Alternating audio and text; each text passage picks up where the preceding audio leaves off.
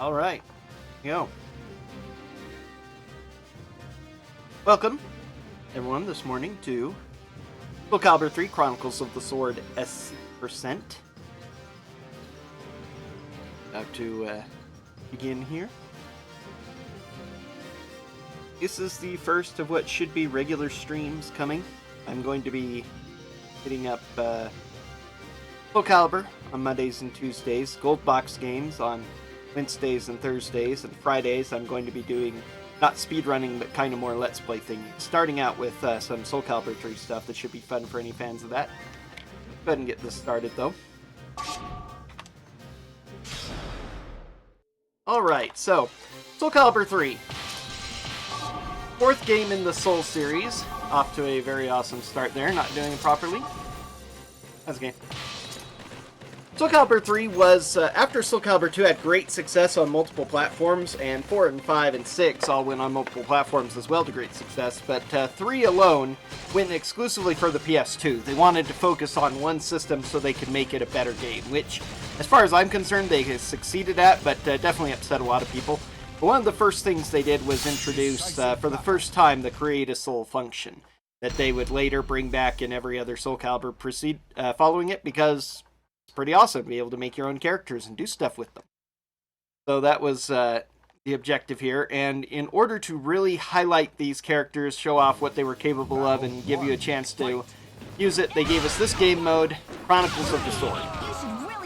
Chronicles of the Sword is a special game mode, and it's my favorite part of Soulcalibur 3. You get to make your own characters and use them. You have to make your own characters. You can't use any other characters that exist, although any of the special characters you can emulate if you really want to. But you make your own characters, and then you have to play in this game mode, which is a strategy RPG fighting game hybrid. As you can see, when you take strongholds, you are forced into a final Soulcalibur battle against them. Here in the tutorial, we got a lot of information as we do these battles. So our objective in most of these, it's like a strategy RPG, kind of in the vein, even though it's more, everything is more real-time and it's not specifically turn-based. It's in the vein of games like Fire Emblem, a little bit of Shining Force, and all the things that followed of the same vein, like Final Fantasy Tactics and the other tactics games like Ogre Tactics and stuff. Each, in the sense that each Chronicle has a specific objective, which is usually taking the main enemy stronghold, but sometimes it's what they call Assassinate, where you have to defeat just the boss. Other times it is a rout, as they call it, where you have to defeat all the enemies. A little bit of time there again, for a little bit of slightly just bad menuing. So, this is SC%, which is a semi-meme category, kind of all bosses category that I really like to run. Haven't run in a little while. Where, because this is a Soulcalibur game, they gave us the 23 main Soulcalibur characters and put them, not, you know, bosses like Olkadan or Abyss in this one, but all the 23 that you can normally play and that you can use the style of on your custom characters, and they spread them throughout the 20 Chronicles as optional super bosses. They're level 60 plus. Pretty tough to defeat sometimes. Although, since this is a fighting game style and I have tricks, my level 1 characters can beat level 60 characters. You wouldn't see that in a normal RPG, of course. But this is what we got here. They're worth a lot of experience, and they're fun battles regardless. And it adds about 40 minutes to the run because of things I have to do, but it's something I really enjoy, so battles are going well at least. This will probably be a few seconds down because of it's really tricky, the menuing in this tutorial. It's one of the worst ones. I did it very perfectly once or twice, and since then I've not really been able to do it. I took no hits, which is one of the things that adds a little bit of time to this here. Sometimes I like to base my characters on other RPG things, but largely I just went with specific, easy-to-get styles this time around. I'm off to a slightly later start than normal. Once I get used to starting at this time, I'll probably spend a little bit more time making the perfect RPG characters I like. Those who've watched my streams a lot and also know Final Fantasy IV know that Rydia from Final Fantasy IV is one of my favorite starters. Minus 1 second, not too bad. Okay, so storyline-wise, Chronicles of the Sword takes place on a fake continent, as it were. And there are 3 great nations on this continent: the Grandal Empire, the Kingdom of Dalkia, and the Haltese Republic. We are cadets in the military academy of the Grandal Empire. And these first couple of Chronicles, we are in training missions against the other members of the Academy, against the Commander-in-Chief of the and main instructor of the Academy, and so red and blue are both really the colors of Grandal. You'll notice we'll find other colors throughout the game. They do a pretty good job of assigning a different color and a totally unique banner to each different faction. It's a pretty neat little thing, and one of the really fun parts about this game. So at first we're just fighting really generic soldiers. It's also another fascinating thing about it. Although this guy's not generic, Notice is specifically a minion of Abilia, the other sharpest woman at the Academy, who's the boss of this mode. She has a couple of soldiers that are particularly dear to her, and we fight her twice throughout the course of the run, semi-spoiler. And both times we fight her, she has these guys with us. So I'm probably not going to gold this one because I took a little bit of a hit there. All done now, though. So I call this spin to win, because that's really what it is, a spin to win. The Soul of Xianghua, for whatever reason, Soulcalibur games in general have always had pretty good, difficult AI, you know, so depending on your point of view of what good AI is, very frustrating AI. They can be extremely difficult at times, and Soulcalibur 3 is no exception for the most part, except that for whatever reason, they have difficulty with just certain attacks from just certain characters. Not a huge amount, but a pretty decent amount overall. And the spin to win is the attack that they absolutely have the most trouble blocking or dealing with. When she goes into her spin there, it takes a little bit of time to set up, so it is a bit dangerous. But once I knock them down, they almost always, just because of their AI routine, they just don't know what else to do. They get up just in time to get knocked down again. It's about 90% reliable, and it does a huge amount of damage despite the character that it's on, because the souls of characters, there are 17 base styles that can be used by your created characters, and that's what you'll see almost all the enemies using except for the Soulcalibur characters. But once you've leveled up your characters enough, you can unlock the ability to use the souls of the various ones, like Soul of Xianghua, but it can only be used by dancers, which is each of the classes in the game, of the 12 or 13 including Swordmaster, are have different stats and such, and dancers are among the worst. So here's our battle against Abilia. Battle 1, fight. The sharpest woman at the Academy, supposedly. Good easy fight.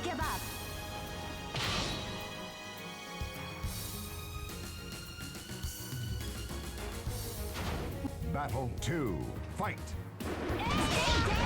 Perfect. Alright, perfect indeed. I regenerated back to full health too, which gave me the perfect. I'm sorry, but I must move on. Okay. With Abilia defeated, we have one more battle in the Academy here against General Gerardo himself, the main instructor of the Academy, as well as the Commander-in-Chief of all the forces of Grandal. Keep that in mind, because it's a little bit of a amusing point, as we will see.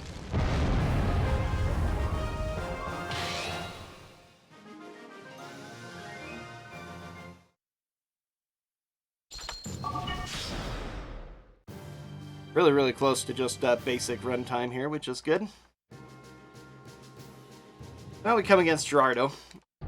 So for my main character, I made a dancer. We haven't really seen the others in action yet, but they are actually swordmasters and not dancers, because the dancer is more of a blast cannon. It is very powerful, but there are certain battles where it's totally useless, and later on in the game it becomes much more difficult to use. Since my main character is going to be doing most of the fighting, she's going to get the most experience, so she'll still be reasonably tough and still useful by the end of the game. Other dancers, if I had more than one, they wouldn't get enough experience. They would be toast in the end game.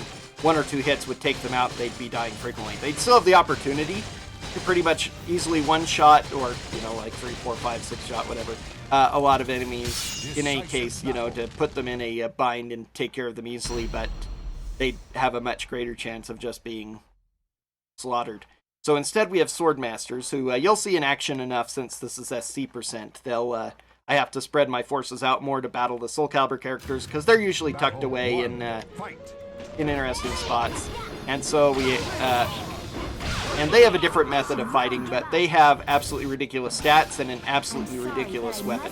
The Soulcalibur on Changhua is an extremely good weapon, especially with its high attack power, but again, not great for survivability because it provides only a little bit of health restoration.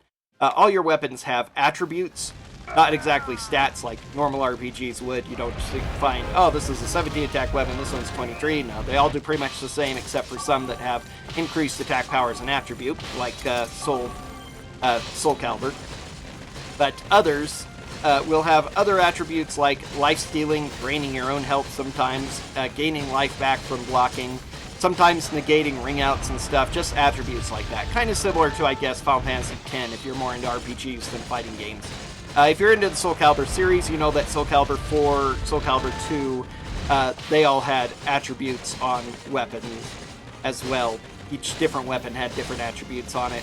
And they have similar things in Soulcalibur 6, Libra of Souls at least, but it isn't specific to a type of weapon. They have a couple of attributes and you can sometimes add some, which is a kind of neat little feature. Decisive battle. Here's our battle against Gerardo. If there is something frustrating about playing this game or doing the speedrun, it's definitely these loading screens. Sadly, Soulcalibur 3 has not yet had a remaster like Soulcalibur 2 and 1 have for HD re-release on Xbox and stuff. Succeed in life. If it did have one, especially for PlayStation since PS4 is what I've got, the reduced loading times of that would make it really exceptional. And sometimes this happens, Gerardo can just kill me because he's exceptionally powerful. This is how weak the dancer is. Sure, I'm level 2 and he's 10, but it took him only 2 hits to take me down that far. And his very long weapon sometimes does that. So before I can get my attack off, he can hit me like so. Battle 2. Fight. Wave swords are usually not dangerous, but especially when you're low health, they tend to be a little bit more dangerous. But luckily Edith was nice, so this is not going to be too terrible of a split here. The last couple times I've played Chronicles of the Sword, period, I've had some really bad luck with Gerardo. Almost always lost my character, either him or Edith, because of the damage he inflicted, and that loses me 30 seconds on this split instantly. But luckily didn't happen here, so we're on pretty average pace, or at least, good EB-ish pace here. Second or two behind. Yeah, 2 seconds behind that at this point. Is not really bad at all. Okay, this is our first Chronicle where we have to do different things because we actually have... No, it isn't. I lie. This isn't yet. Next Chronicle is. Whoops.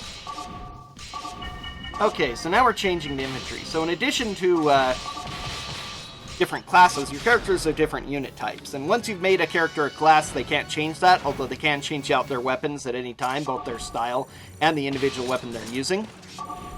However... at the beginning of each battle, you can choose new unit types for your characters. And most of the game, I'm just going to be bandits. Bandits are the perfect unit type for a speedrun because they are very fast, do a lot of damage to strongholds, and otherwise they're super weak in the field. Now, I've started this battle deliberately, but I could let these characters battle it out on the field. But that's kind of slow. Even with the loading times, it's faster to battle them in Soulcalibur combat for pretty much the entire game. Bandits, if I were to leave them out, they would get destroyed. But again, since that's slow anyway, I don't care about it. So the fact that they inflict the second most damage to strongholds and are the second fastest moving around, again, makes them perfect. Cavalry are the fastest, but they do very little damage to strongholds. And Knights do the most damage to stronghold, twice as much as cavalry, but they move like less than half the speed of cavalry, so... It might be interesting, especially in some of these early missions, to see with less sometime I ought to try testing, I should say, especially if I'm going to be speedrunning this a lot more regularly, with using cavalry in some of the early games simply because of the movement speed bonus. When there are less strongholds and they don't have as much strength, having characters that can move faster over the map might be a little better. So here's the... This looks bad, I'm not worried, I'm just losing a little bit of time because of the wonder of this. The shoulder charge is a very good attack that does this awesome setup, a lot of damage, gives us the ability to either do quick ring outs in certain situations, didn't really work there, or a lot of follow-up damage after we knock them into the air. Good solid attack. It's, especially later on in the game and against certain high quality AIs, they are really good at blocking it, but that went way too far, that was a little waste of time, not a word. But the power of the Sword Masters is with their extreme stats and with the power of that sword that really makes the katana style better is the Mirasame, because it does a high amount of damage and restores a lot of health. In the different Soulcalibur games, the different ways of restoring health have different are differently useful, I should say. They're generally all the same, but just they're more powerful in certain Soulcaliburs than in others. In Soulcalibur 2, weapons that restore your health when you make attacks are really overpowered. If you have like a Maxi weapon or a Xianghua weapon, or not Xianghua, Sungmina, that does that, there are a few attacks you can do that are multiple hits in a short period of time, and they'll restore your health pretty much instantly. In Soulcalibur 3, they're not as powerful. They restore only a tiny amount of health every time you attack, but life-draining attacks are really, really impressive. You saw how much I've got back all the health that I've lost already, and that's despite the fact that this weapon also drains my health constantly over time. So, just from being in the battle, 2 battles, he lost a little bit of health, but that's okay. He got it pretty much all back, all except for 1 point because it constantly drains. Okay, 3 points, whatever. You can see that too. They're 280, and my dancer isn't even at 250 yet, despite being level 3, I think. Something like that. So, again, huge stat difference between that. I could check the stats of my characters as well, but that pauses the game, and there's no real reason to do it. So, unfortunately, it's not worth it in the speedrun to do so. But when I played casually and done testing and stuff, I've examined those stats quite a bit. So you'll just have to take my word that if you can't tell just from the amount of damage that they take and the hit points that you see on screen, Sword Masters have a lot better stats than Dancers or anybody else. I usually start by doing this sidestep Great Wall attack, which is rushing forward AB. It similarly knocks down. It doesn't work perfectly with the spin to win, but it's decent for setting it up usually. As well as avoiding... The biggest problem that I have moving forward is that I have that long amount of vulnerability, and if they attack me, they'll hit and interrupt it, as long as they're not attacking high. If they attack high, because I'm crouched, I'll go over it. But the nice thing about the Holy is it comes out of the Great Wall that I use going forward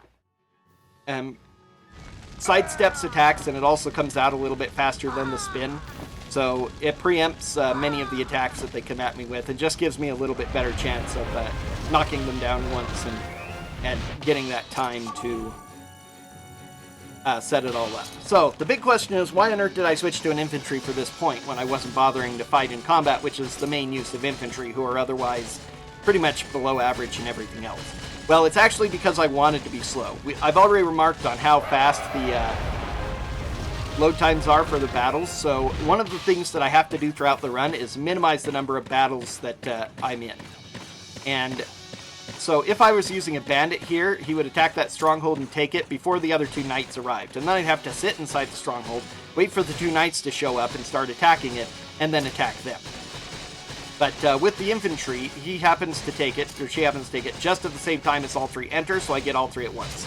And I don't lose that much time otherwise, because this is a small chronicle. Now, I had to split my characters up because this is a route objective. I have to defeat all enemies, and the reason is because of a couple of the enemies that we're going to be fighting here. We've graduated from the academy, we've gotten our own border post. These are bandits that we're fighting, if you haven't been able to read the banner at the beginning of every battle. I've been kind of ignoring it because I'm used to it, but it does says there we're fighting these bandits. However, there's something special about these bandits that attacked our border post in the middle of the night, because these first couple of ones we're going to be fighting here, they look like Grandal soldiers. They have the generic Grandal thing. Now, this is not the developers of the game being lazy and forgetting that they put a couple of Grandal generics in, just like the ones we've been fighting for the first 3 Chronicles, tutorial and 2 numbered. These are actually storyline important, that they are Grandal soldiers. They're not actually Grandal soldiers, but they're bandits dressed as Grandal soldiers. A war starts immediately after this between Dalkia. They declare war on us, claiming that we attacked them first, and we realized that it was a setup based on what we saw here. That they must have somehow acquired Grandal uniforms, they made an attack on a Dalkia outpost in the guise of Grandal, and with this whole purpose of inciting this war. And we don't know why they did it, or who this guy really is, who mysteriously runs away here, so obviously we're going to see him again. But we have no choice but to defend our country, so next Chronicle we're going to war against Grandal, and we are finally going to see a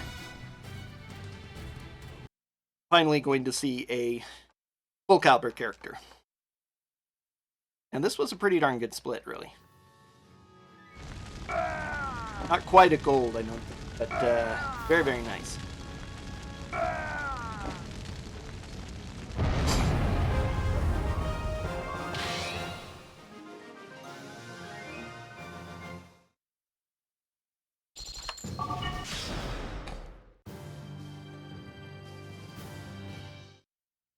Okay, so now Dalkia has declared war, and we have a couple of significant enemies here, including Luna, who are going to be fighting more than anybody else.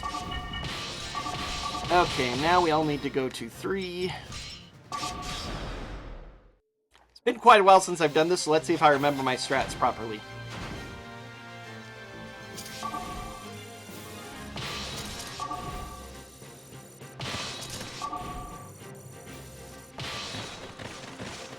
So down here is where Ashtaroth is. Normally on my any percent I'd go along this route because I get to avoid almost all the enemies and get only 1 stronghold. But in this case, okay, they're inside the stronghold, which is fine. We're going to be fighting a lot more guys because of this, but it's still faster just to do this and be done. And yeah, that's most unfortunate. Oh well. Decisive battle.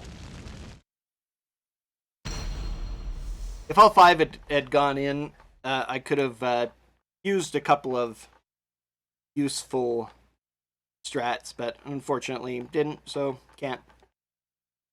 That's usually what happens, I believe. On occasion, I've gotten lucky. Sometimes weird things happen with the RNG here. So this is Luna. You're certainly Again, we'll be fighting her 4 total times, more than any other character throughout this run. Only one who has provided a So she's a character of some significance, but in combat she's actually mostly a joke. And now the joke is done. Level 18, she's a sage, so she has a lot of hit points, but whoops, that was bad, but oh well, I got over it. Sometimes that happens. This is A plus K plus B, and then B plus K is the 2 moves that I use to go into the spin to win. And sometimes I hit B plus K before A plus K. Those are not normally commands that are on the default controller pad, but I have adjusted my commands, customized them, so that they're available on the shoulder buttons instead of guard and another AB or something. I can't remember what they put default. Kick and guard, I think, but we already have kick and guard on the face button, so why on earth do we need them on the shoulder buttons too? It's a waste. So I changed them to that, because not only do I use them for this attack, but I use A plus K, and B plus K especially on a lot of styles. B plus K is also the shoulder charge for the katana, so I use that a lot.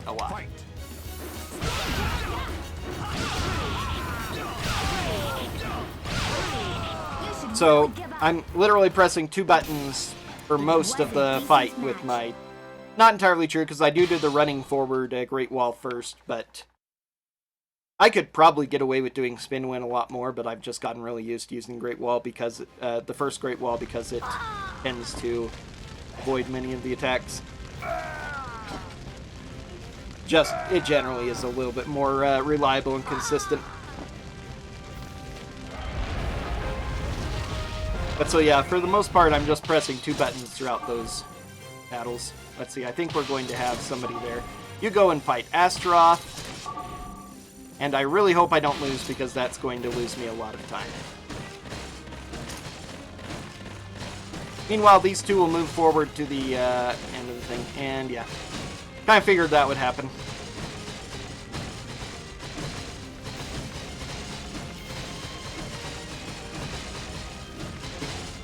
Good news is, I'm not going to lose quite as much time as I would hope if I died Astaroth, but it's very rare to do so, especially with a Swordmaster. With the Dancer, it's a little bit easier because he can, like, two-shot the Dancer. The Swordmasters survive a little bit better and recover their health as well as they own Astaroth. So we're going to get our Whirlwind here. There are missions in this game, which is one of the things that makes it interesting, especially in the later Chronicles. More frustrating as well, but definitely interesting. Missions are a general thing in Soulcalibur. It's a weird name, but it's consistent with the game. There are mission battles in Soulcalibur 1, for instance, where there are just certain special effects on the battle. And if you're watching closely, you can see the effect of this whirlwind moving me there. You can see it right there. And so these missions, in effect, cause certain attributes. There are some really bad ones we'll have to deal with later, like ice, where, hey, ice physics, you can imagine how bad that is, especially in a game where you can fall out of the ring, and it's very devastating to you. There are other weird effects as well, things like cure, and which restores your health over time, or poison, which reduces your health over time. Some of them are defensive, some of them are offensive. And they work appropriately. The higher level a stronghold is, you notice that they have numbers by them saying their level as well as their hit point bar. And higher level ones have a greater effect usually on their... Final battle. Here's Astaroth, the Hammerhead. Oh, blast. That was bad. I should have been smarter to attack while he was doing that, but I wasn't. That's okay. I've got him now. I love his Hammerhead outfit. All of them are in their secondary outfits, some of which are really funny. And Hammerhead Astaroth is one of those. So, boom, gained 4 levels from that one attack. I fought 2 other guys and got 100 experience, fought him and got 1,000 more. So now he's up to level 4. Good experience boost for him. Not going to do much else, probably, maybe? Let's see if I can get away with it. Oh wow, those were simultaneous. That's pretty hilarious. I've never seen that before, actually. I've done this so many times, and that's never happened. Okay, so that was defeated. So you are useless.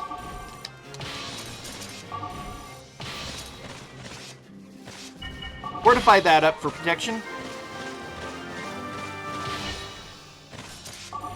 You run away, so you don't come under attack. Alright, they can attack that, that's fine.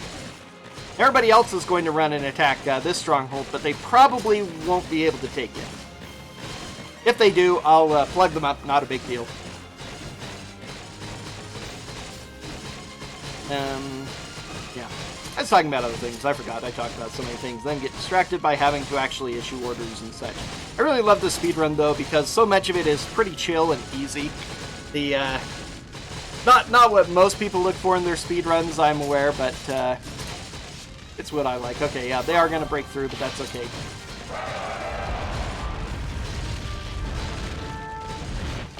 Now, if it seems like really weird that my best is gold like this, it is simply because my splits are actually... some of my best splits are still from my early any percent runs before I started running SC%. I decided I wasn't going to bother deleting them all and starting fresh when I started my SC%, and so now it's just been too long, so I don't worry about it. I probably ought to go back and fix all those sometime, because it starts to make it seem like I'm really somehow have these amazing golds in other maps, but I'll never reach them because they're for any percent where I skip so many more battles and such. But, you know, whatever. Doesn't bother me that much. Arion here, you may notice, is extremely tall. There are 2 characters in the game who have just normal, you know, generic Soulcalibur style equipment, but for whatever reason, they are really, really tall. And Arion is one of those. The other one we won't see until Chronicles 17, way down the line. It's just a neat little thing. One of the little things you see a lot when you play this game a lot, you see on occasion, and just fills me with curiosity too, because it's like, why? Battle with Astaroth wasn't great, which is why I lost a little bit of time here. He did a lot more damage than he should have.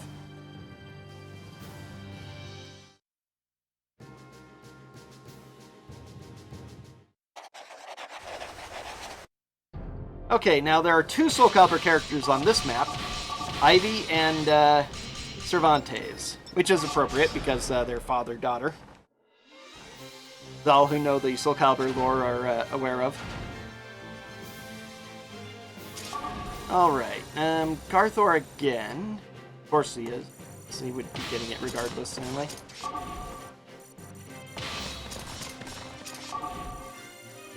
So this is kind of an interesting Chronicle because it's about the only one where the boss is outside of the map. It is outside of the main stronghold. He wanders around on the field, and so I'll usually fight characters in the. I'll be fighting characters inside the main stronghold only because they rush to defend it from the other side once I start attacking it. If I were to clear out all the rest of the areas first, as I would on a 100% category of this game, they would actually not. Battle 1. Fight. Did I do it? Did I do it? Something to say about ringouts. Ringouts do not actually guarantee victory in this game mode. In the rest of Soulcalibur 3 they do, but in this game mode they decided to nerf them slightly by having them heal only 50% of your maximum health instead of 100. So, slightly mess up there. Overall, I like this change because it's much more likely for me to accidentally fall out of bounds because of a random thing or a lucky enemy strike than it is for me to get them lucky out of bounds and then be worried because they didn't lose all their health. Most of the time, it's just the amount of time that you would lose versus gain is you'd lose a lot more by them being consistent there than you would gain, so I'm very much in favor of not totally dying. Sometimes it comes back to bite me, especially with the Dancer on some of the bigger fights, because it ruins my stun lock instead of guaranteeing me a victory. But that's okay. Alright, now you. So that guy on the horse is Rowan, the boss who I was talking about. And you can notice that right now it is empty, 0 times people in it. That's how it goes. Now, Ivy is out in the field here, and you would think that that seems dangerous because we could just swarm her and attack her in the field with enough characters. But some characters, including all Soulcalibur characters are in the field, are actually programmed to start battle with you as soon as you meet them. So that's convenient for us. We don't even have to worry about starting it ourselves. She does it for us. And she's tough. She's a pirate, which is a high-level class. Astaroth is only a barbarian, so he's relatively weak by comparison. People like the barbarian, and I do too. See, there, she didn't quite die entirely, but that's okay. She's almost dead. Boom. Super easy. Wow, she was really nice today. That's very good. You picked the wrong person to fight. Now up to level 7. Our highest level character now, I think.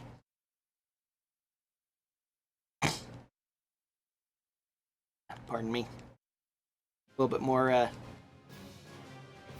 mucus for my allergies than I would like, but at least I'm not sneezing and snuffling. So here's Rowan. I have to start the battle with him. The next time we fight Rowan, because we will fight him again, he's a big general for Dalkia. He will start battle with us, but for now it's just like this. So one of the... Well, in this one it doesn't matter because Cervantes is way over in the far right and I have to fight him. But normally this Chronicle you have to have a character there by the big bridge where I was fighting. Cue your battle for the big bridge music, Craigasms.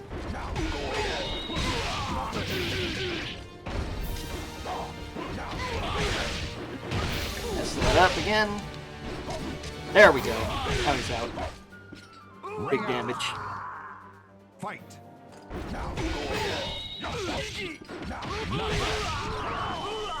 Quick double A slashes or double B attacks sometimes there are still really good attacks for a lot of the time.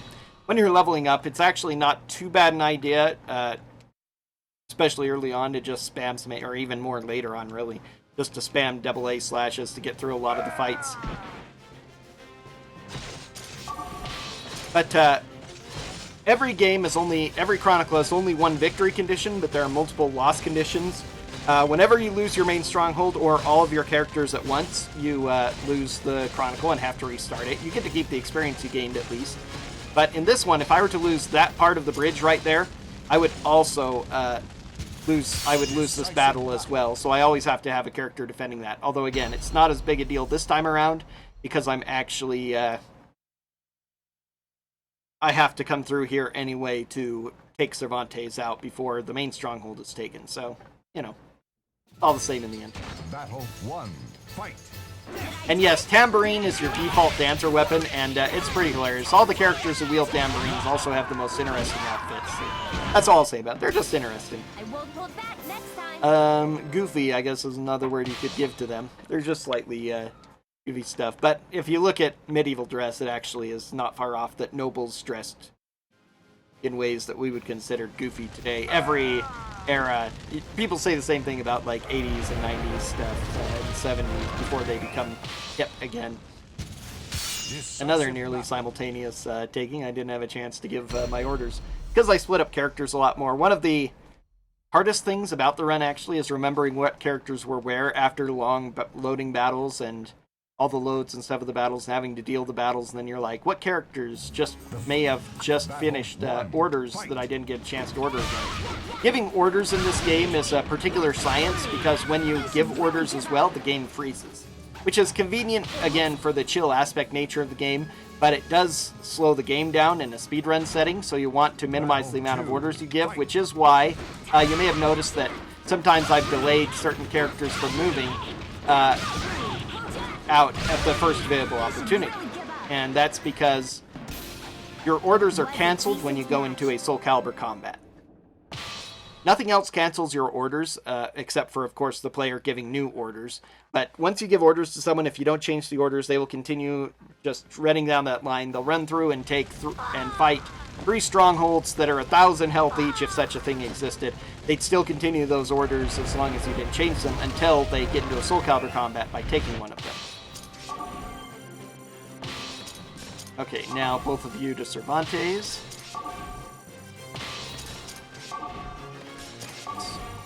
North to the main stronghold.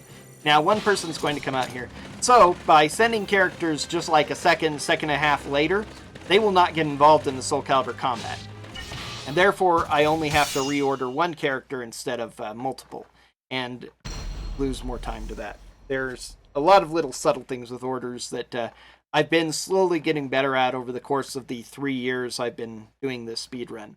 And that's the most, a pretty major one really is just getting those little order things in. Also not sending my characters past an area where they're going to stop because they're going to get into Soulcalibur combat since the game's frozen. That's a waste of time. But who knows what'll happen next time? Wow, she is actually still higher level than Garthor, who's fought two Soulcalibur characters. He has fought just about every other battle. So I guess it's not that surprising. Alright, now the rest of the troops are going to come charging backwards to defend that, so they'll have to fight 4. Meanwhile, these 2 are going to go after Cervantes, who is difficult. So again, the different classes have different stats. Pirates are a pretty tough class. Barbarians are not bad, but they're one of the 6 initial classes, and the 6 initial classes are by far weaker than the remaining 7 that you have to unlock. And so while they have decent hit points and damage, they have very low health, so even though he was level 60, it didn't take me all that long to tear through Astaroth's hit points before. It took me a little bit longer to do Ivy, but I got a lucky ring out. Cervantes, no ring out, because we're in a cage again, so this is going to take a bit. Luckily, the AI does start out in these lower levels. Even from the Soulcalibur characters, the AI isn't super great, but Cervantes can be really nasty. I've actually been really lucky here. Whoops. Okay, now he's starting to, okay, there we go. He was starting to fight back a little bit more, and you can see the damage he dealt since he's a level 60 pirate. Pirates have really good attack, a lot of hit points, decent defense, and agility as well. They're an overall strong class. So,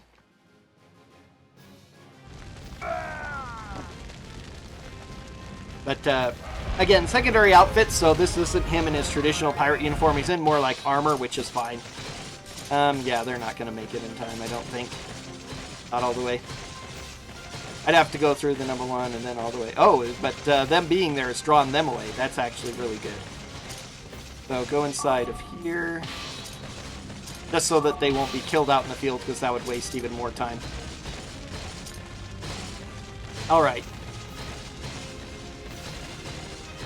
So now just the final stronghold to take. And I'll take it long before they take it. Oh yeah, we're almost done here. So hilariously, we'll only have a couple of generics in our battle.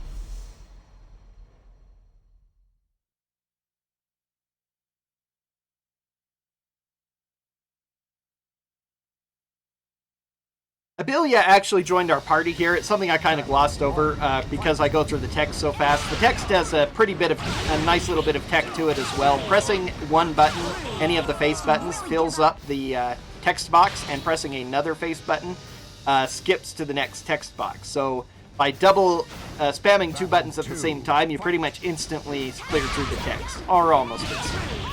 There's sometimes a lot of text, but not nearly as much as in most RPGs, thankfully. Again, this is an RPG light. It's mostly an excuse to have a lot of fighting game battles, and there are a lot of them. Especially on SC%, but Abelia joined our party. She was sent in to be our lieutenant for this attack force. And so you can use her at this point. She's almost useless, though. Sword and Shield is not a very good style, or not one that I've ever had a lot of success with, at least. Her stats are decent. I think she's a gladiator. Maybe she's a sage. Both are pretty decent stats. That's a very nice time save. Very, very good. Almost impossible to get golds on this run now, except maybe in the first couple Chronicles, but that's okay. Okay, now everybody to 3. So now Luna again. Luna is here with her Klesser Pemdo. Every time we fight her from here on, she's going to have her Klesser Pemdo with her. I don't know where this name comes from, but that's the name they give to it. These 4 warrior ladies are her primary adjutants, lieutenants. They're all apparently equal. They also all have a elemental theme. Each one is supposed to represent an element. There aren't actually any elements in Soulcalibur. It is a fighting game, not a real role-playing game. But they do give, again, the aura of these by having their strongholds have certain missions and backgrounds, as well as having their weapons sometimes have a look to them that kind of embraces the element as well to a degree. And a name, at least, their ultimate weapons. And so, of course, now I'm just going to get right out and say the water one is the worst because that's ice. At least at this point, it's ice. Later on, they'll have even more powerful things and things change up. We'll get to that later. Ice, of course, we've already talked about it. Anyone who's played the game knows it. Ice physics are one of the worst things you can have in a video game, and they're really bad in Soulcalibur 3. Especially since you can get hit easily by a ring out when you're sliding around the ring. There's no barrier that you have to get knocked over. You'll just slide right off the edge. It's brutal. You block an attack and it'll push you off the edge a lot of times if you aren't positioned right. So you have to really watch where you're standing. So we have a strat to avoid that. Now we have to defeat them. We can't just totally ignore them because the objective is to defeat Luna and her Klesser Pemdo. So we have to defeat all 4. But luckily, what we can do is just avoid those strongholds because they are not programmed to defend their stronghold. They're programmed to defend the main stronghold, which at default base they do by standing in their way. But once we start attacking the main stronghold, like many other enemies throughout the game, I'll be using this quite often and ways around it as well, as I have. They're pretty much always programmed to fall back and defend the main stronghold. So that's what we're going to have them do. Battle 1. Fight. And that's why the Great Wall sidestep is good. Unfortunately, she didn't get up in time. So that's actually what can spoil the attack, and this is kind of bad that I'm this slow. It puts me in a little bit of danger, especially for the final fight. I'm sorry, but I must move on. But when I knock them down, usually they stand up just in time to get knocked down again, but if they decide to stay on the ground longer, I will actually hit them while they're on the ground, and then they'll immediately stand up, and the stun lock is broken. Plus, they don't take as much damage when they're on the ground. It's a balance thing that the game does in order to prevent you from easily poning people. We're going to have Gaius take on Lizard Man, who is... It's kind of a dangerous fight, but I can always make up for that. So here's our Soulcalibur character on this map. It is Lizard Man, who otherwise known as Aeon. A character from Greece, just like Sophitia, who when he went out to try and find the evil sword, he was cursed by it into the form of the Lizard Man. He's a popular character and was especially one of the few good things about Soulcalibur 5. His dual axe-wielding style and look was just really awesome. Unfortunately, he has not yet appeared truly as a usable character in Soulcalibur 6 yet, although it seems like something that will happen eventually. He's an assassin here because they didn't have anywhere else to put his weapon style. Assassins have low hit points but do a lot of damage, so he's a little bit tough there simply because I had to be careful not to let him totally own me. And he has a little bit more aggressive AI than some of the others that I've fought, so...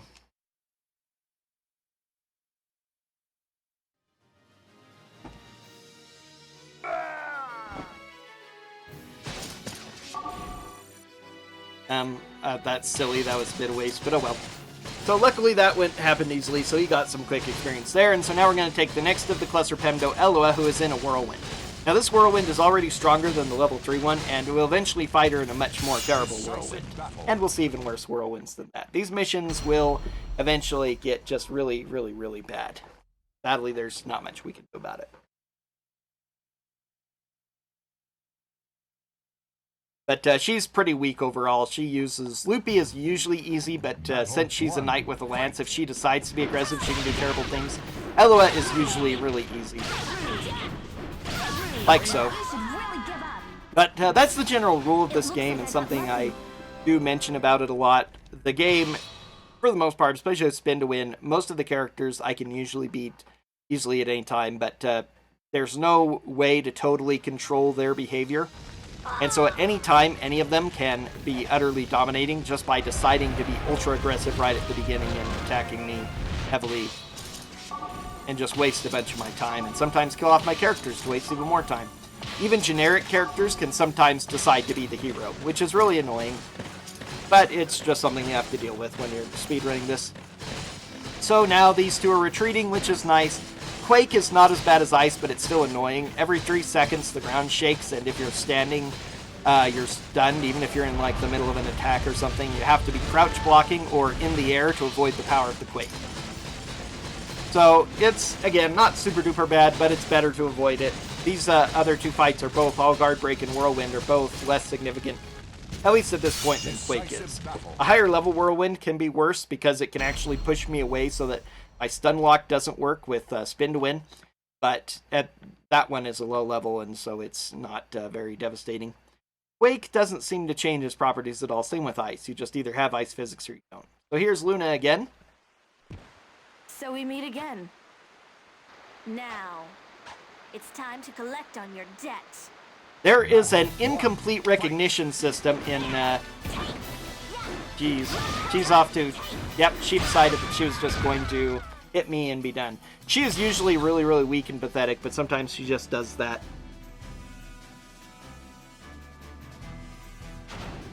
Battle 2. Fight.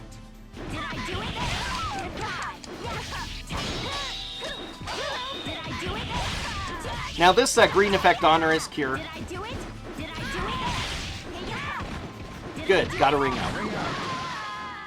By doing the jumping spin kick, it pushes them away, but also to the side, so when used carefully, and if I can position myself right, it can lead to easy ring outs. It's one of the most complicated things that I do in here. And oh, good ring out there.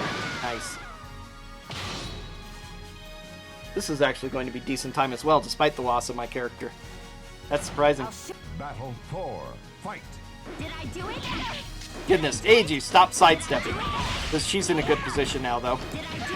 She's a lot higher stats, a lot more powerful character. I think she's a knight, so her, or she's a pirate.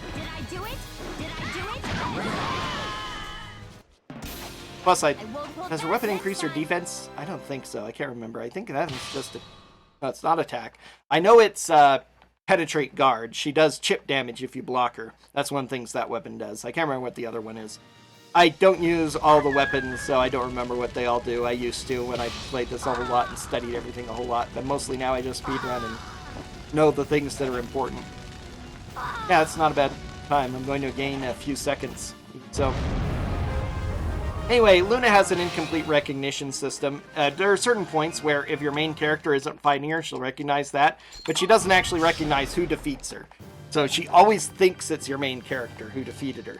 So, just an interesting thing. So we've been advancing on Dalkia. We've won 3 straight battles against them, but now as we're about to finish them off, suddenly the Haltese Republic declares war on us. They want to take advantage of our weakness, apparently. So we are called back from Dalkia in order to take our weary troops straight into Haltese for a whole nother conflict.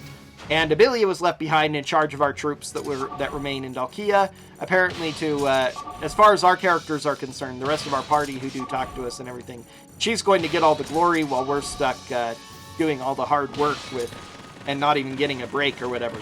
But then General Gerardo shows up, again, Commander-in-Chief of the whole Grandal military, and he says, under my authority as Commander-in-Chief of the entire Grandal military, I'm going to put myself under your command and just be a regular soldier helping you out. I'm your adjutant now, basically. And like, okay, Commander-in-Chief, I guess you do have the authority to do that because you're Commander-in-Chief, but not something I think a normal military is ever supposed to do.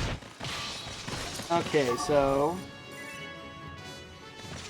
real quick, we'll take care of these two. Then I need to decide who's going to go battle Rock. I guess I'll do Garthor. Garthor will do it real fast. As long as I'm sub-hour on Chronicles 7 here, I'm on pretty good pace. Battle 1. Fight. As a note, I am going to be speedrunning this well for an upcoming online marathon. No glitches allowed. 5. I guess it's the 5th run of that. Wow. My Soulcalibur games are glitchless. I use an exploit that is effectively a glitch in my Skullbox games, so I generally don't offer that to NGA or Noga, because NGA apparently means no girls allowed. This is glitches, not girls. We have plenty of girls. It was a decent match. That's a weird thing that we've had to talk about on the Discord because of not being allowed to use the NGA thing because of that. That's weird. Whatever. Anyway, I'm going to be running that. That's going to be Friday, Valentine's Day night, actually. It's over. It starts or Saturday morning after, depending on your time zone. Yes. Yeah, fortify this up.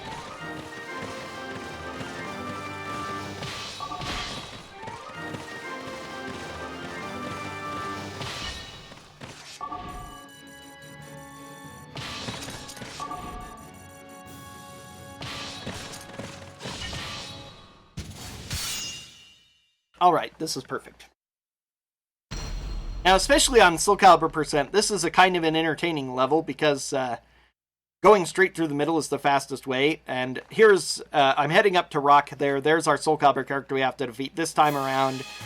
He's entertaining as well, you'll see why. But he's just like Lizard Man, he's only slightly out of the way. But all these enemies on the north and south, rather than attacking my main stronghold, their main objective is to find and hunt down and kill my units.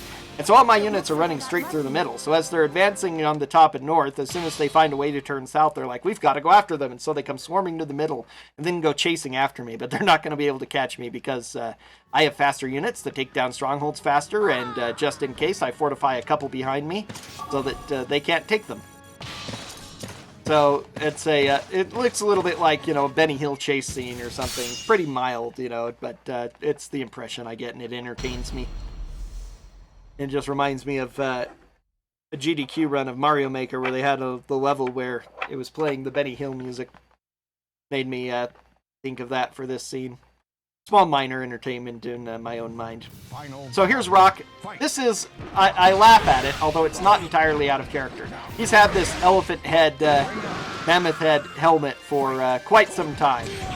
He's a gladiator, so he's tough to bring down, but not all that tough. Especially when he doesn't give proper attacks, then I get to blow through him with shoulder charge. But it still entertains me, that mammoth head, even if it's traditional in Soulcalibur lore. Again, a lot of these outfits are just fun to giggle at. might be, which is one of the things that makes this run particularly entertaining. Too bad they're so few and far between. So, slight distraction there adds a little bit of time, but not a big worry. Now, if I don't lose anybody here, I should still be on pretty decent time and pace coming through this Chronicle. Now, this is going to be the first instance where I actually have to deal with ice, which is unfortunate.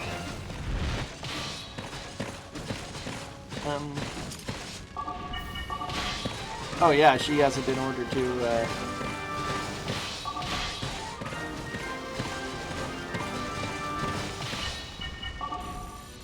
In some ways, it's kind of a waste to be fortifying that, but oh well.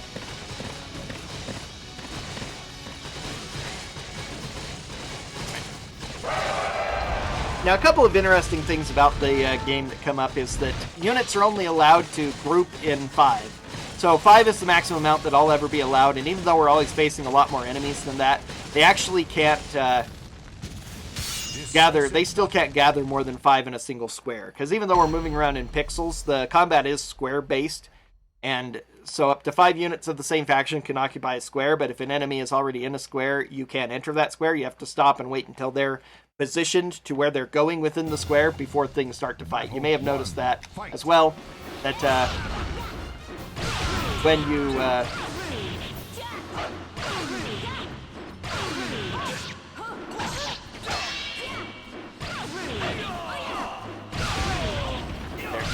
may have noticed that when enemies start combat against each other, one of them will stop and wait for a bit before the other starts attacking. That's why, because they have to enter their positions within the square. Now, the ice can't totally negate spin to win, but that fight showed very well just how difficult it still can be. Because of the sliding around, sometimes it'll miss. They can move slightly and dodge it. And just, jeez, it's bad.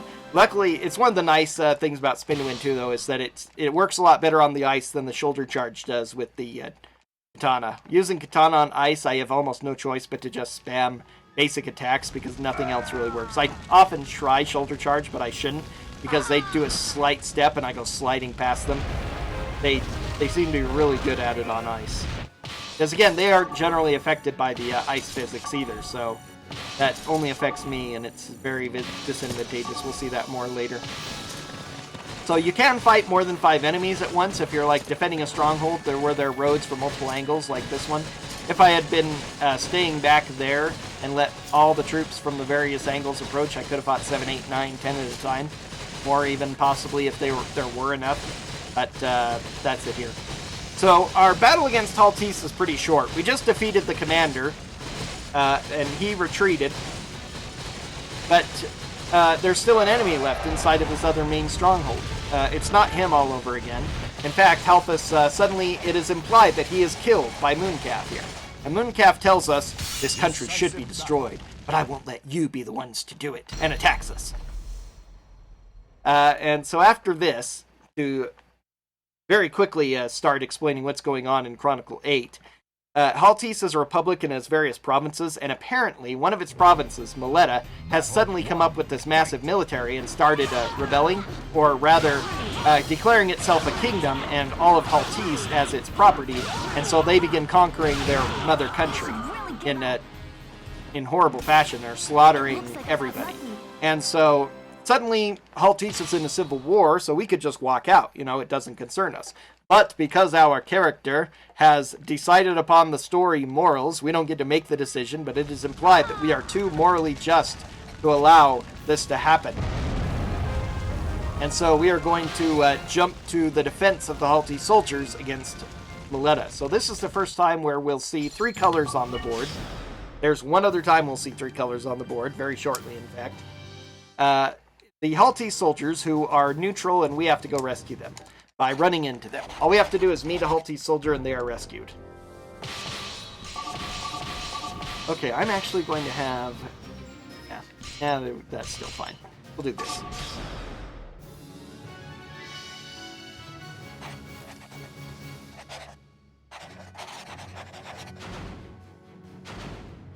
So this is a clumsy scenario in some ways because there's just no good way to go about avoiding all of the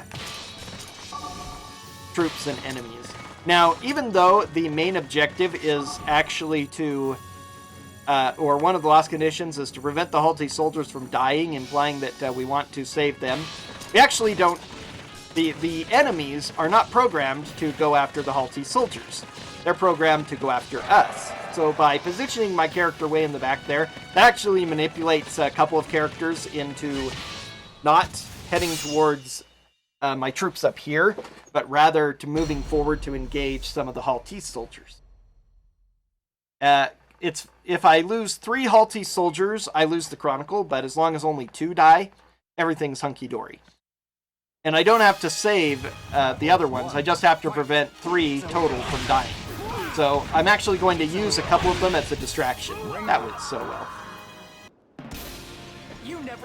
Okay, Gaius, I think it's your turn to do a Soulcalibur character. In this stronghold up to the north, we have Setsuka, the Soulcalibur 3 and 4 only character. A very cool character in aesthetic and weapon style, as generally several of us have agreed, but not very cool in backstory design. Wanting to fight Mitsurugi is not exactly a thrilling or unique character design, especially after this point. We have a lot of people who are already rivals of Mitsurugi, who are rivals for more realistic reasons, like trying to stop him from getting Soul Edge, like Taki does. And, kind of adds a little more backstory to him, that yes, he's a little bit more of a killer than that. He's fought and killed in duels and stuff, and she wants revenge on him, but what does it really matter when it comes down to it?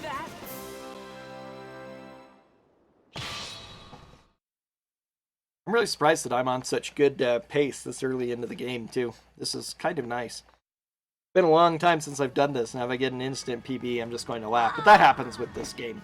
I put it up and don't play it forever, and who is that? Yeah, guys. Yeah, that's fine. Go head down here. What? Arthur? I don't want you to go there. Why did I order him up there? Oh well. Minor thing overall.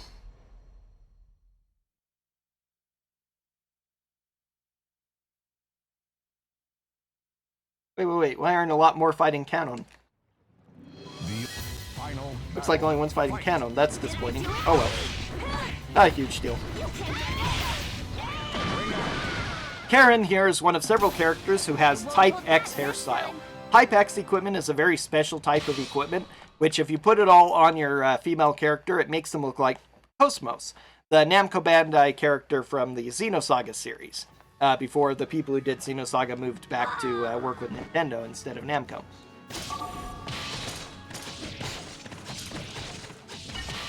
Okay, that's fine, I can issue just the other way now. So she is technically there's no guest character in Soulcalibur 3, but the pseudo guest character is Cosmos in that fashion. However, all of Cosmos' equipment, since it's weird and uniquely her, is not used by any character in this game, with the exception of the hair, because they didn't give a lot of good long hair, especially to females, in the character creation mode for this game. So, since that's the only loose, semi-long hair that there really is, they went ahead and gave it to some of their characters too, because they realized, oops, we messed up. Later on, they added a lot more different hairstyles, and especially longer hairstyles. Your men already have long hairstyles, so if you're big on thinking about that, whatever, then yeah, you can get it in this game. Fine. Some of the better hairstyles for men are long. It's sad, it's just... whatever, they have longer hair than women. Whatever, whatever. So that's a whatever there, too. That went a bit too far, but oh well.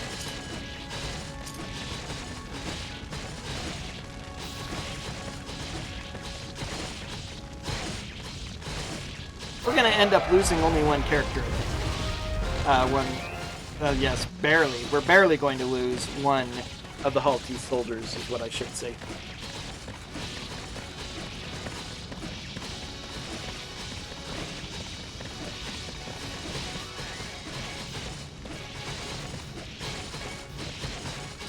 Glass.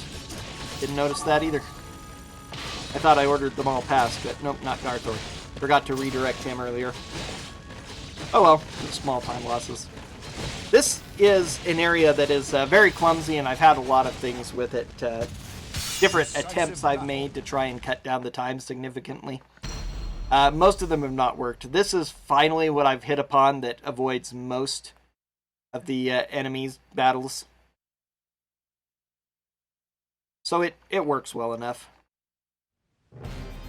So Setsuka's secondary outfit here. In her primary outfit, she's dressed like a completely like a Japanese geisha, and has black hair as well, which because of the not totally complete. Wow.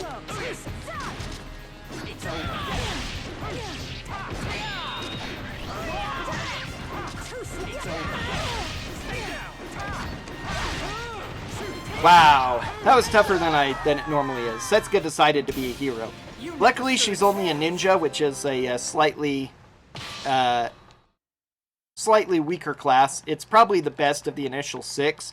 Very high speed, really good attack, but quite a bit fragile and still not as fast or as strong as assassins are, which are the ultimate glass cannons in the game. Excepting, of course, my particular dancer strategies. But anyway, her secondary outfit there, she has blonde hair, so she actually looks like a foreigner. It's part of her backstory, too, that even though she's from Japan, she was an orphan from the West. She was obviously a gaijin, but the way that they dress her up there with the black hair and all that, and since the facial features are not... They're halfway between reality and anime, if we're going to be perfectly honest, for most of the characters and most of the Soulcaliburs.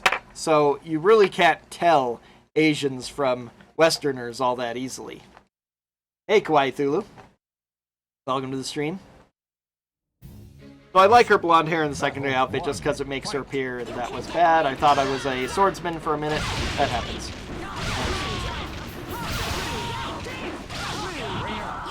I like that outfit that makes her look more like a foreigner than she's normally does.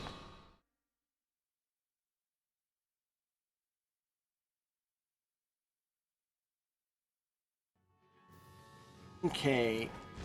Slightly rough fight, slightly bad menuing is going to now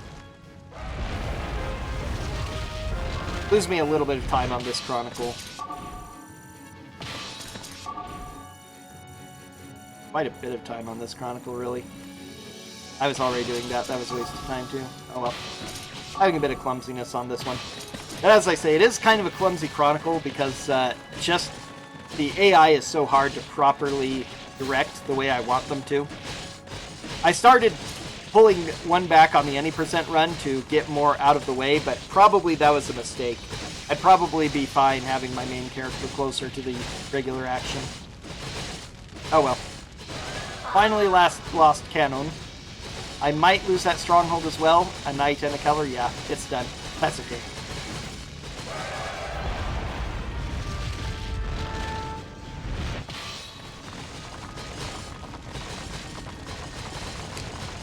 I was really liking how my new any percent strat worked, and I tried to do a similar thing, but it didn't work nearly as effectively. Instead, I just had one character way back who was wasting time, and that's another reason for this big time loss. Slightly rough fights and very, very clumsy menuing. That's okay. At least I have that big cushion, so I'm not going to be too far behind. There's still a lot of time I can save on some of the later Chronicles. Isle was very nice today, that's good. Hope he remains nice. We'll fight him 2 more times. Isle's the primary commander-in-chief of the Maleta forces. Ouch, that's so bad though, to be a minute behind and now suddenly I'm back in the red. Feels bad, man.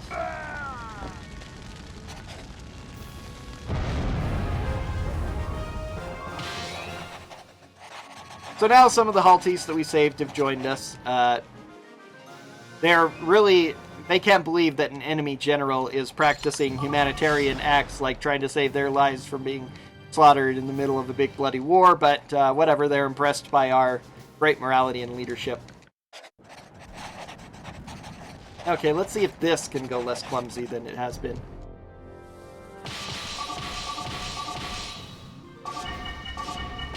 Did I forget to equip her? That's bad.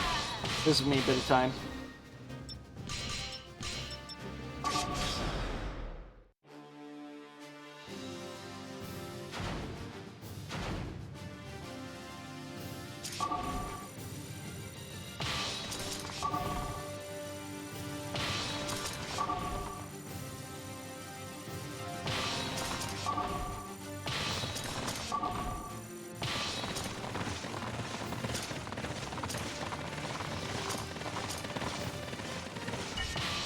Alright, so here's our second and final map with 3 colors.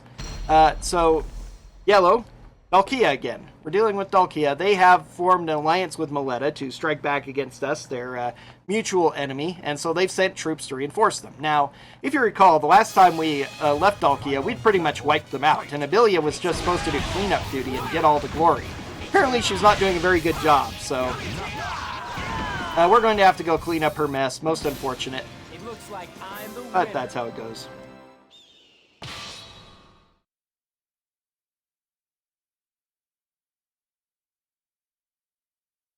So now, naturally, the Dalkia soldiers who have answered the call to fight against Grandal with Moletta are Luna and her Cluster Pemdo. Yep, Luna again. Hooray! So Luna is... let's see. We'll get out of there. Okay. So as soon as we take a stronghold, Luna's going to come to action. And because of the fact that they want us to defeat Luna and all her Cluster Pemdo and take the main stronghold, this is another route battle where we have to defeat all enemies in order to win. So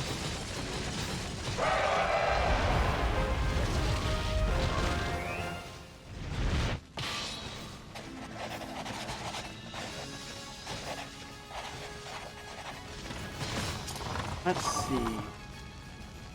I'll wait a little bit. Arthur, go inside. You're going to be fighting.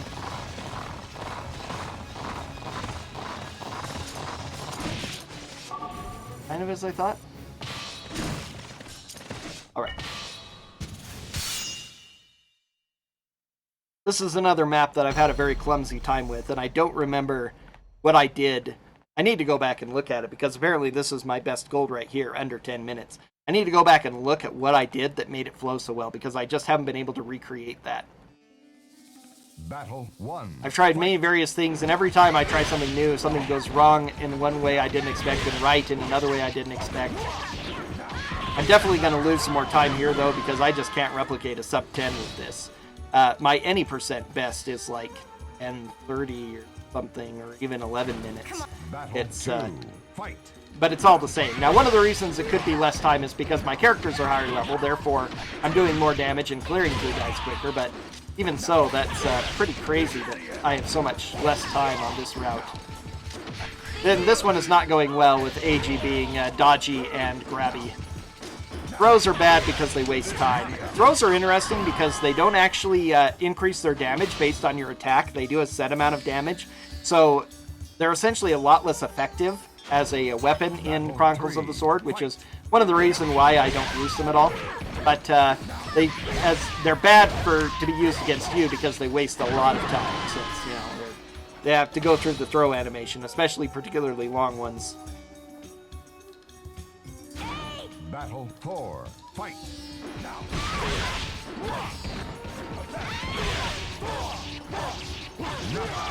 That was nice.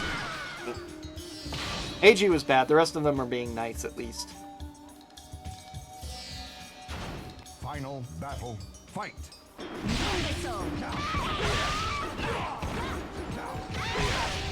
And, oh, because of her high knight strength. Oh well. Okay, those fights didn't go too badly. You picked the wrong person to fight. Now I have to see how the rest of the enemies are reacting and how I have to react to them. I do slightly differently each time. For the most part, AI is controlled by your actions, but there's some sort of RNG involved that I don't quite understand.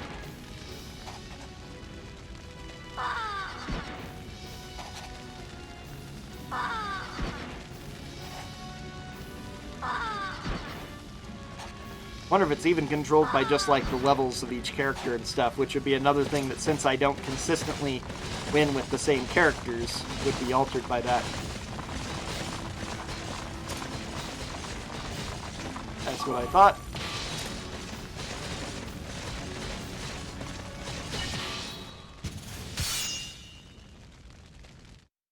Once again, the fastest way I can do this is if each enemy is condensed to the fewest points to fight at a single time, but it's hard to get them to cooperate properly, so they do that. In fact, Final battle.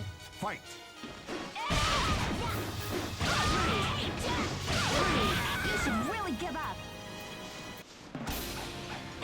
I won today, but who knows what'll happen next time. Yeah.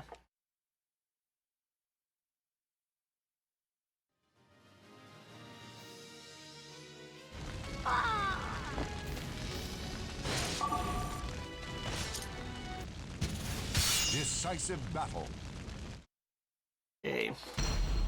They're being plotting and planning on this again. It's no matter how many times I run it, I can't get something consistent. I really need to go back and watch those videos, check my splits for some of the best ones. Battle 1. Fight.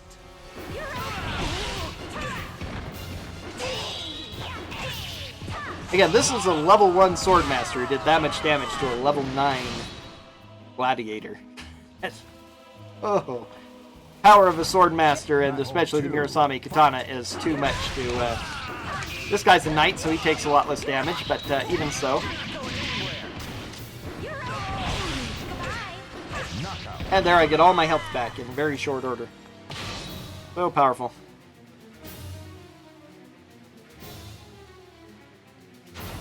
Battle 3. And a level 29 Dancer. That's the damage I do to level 29 because she's a Dancer. Once again, Dancers, bad. Swordmasters, good. Dancers, only good if you use Strong Law Spin to win. Final battle. Fight.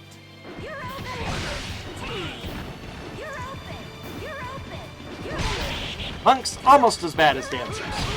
Not quite. They have more attack power and defense, so a lot less agility, but Listen, I just can't still, afford to lose. still a better class than Dancers are. Every class is better than Dancers, except maybe Thief. Theoretically, Saints, because I think Saints have the lowest attack of any class. They're a low-level class and more defense-focused, but still better overall stats than a Dancer if you do like combined stats kind of thing.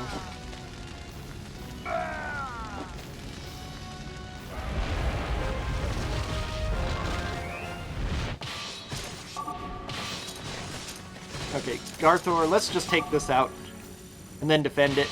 That's probably going to be the fastest at this point rather than waiting for a bunch of random people to make it there. Okay, you go ahead and battle him. Yeah, this is definitely going to be a clumsy, slow one, but what can you do? Alright, everybody else is running back to there, so I can probably send my main character to help take it as well. The final battle. Fight.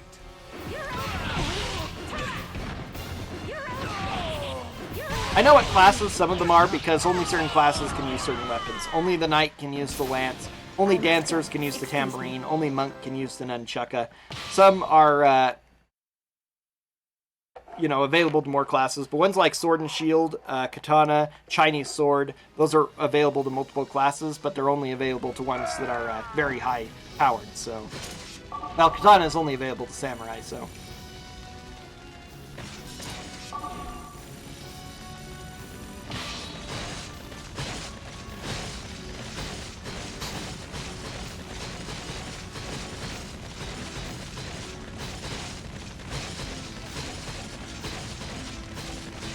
Yeah, that knight's going so slow, it's faster just to take this and then move through.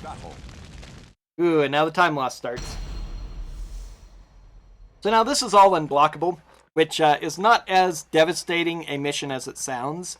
It's really hard when all of your opponent's attacks, including the fastest, can't be blocked. But luckily, they tend to nerf the AI slightly, so they are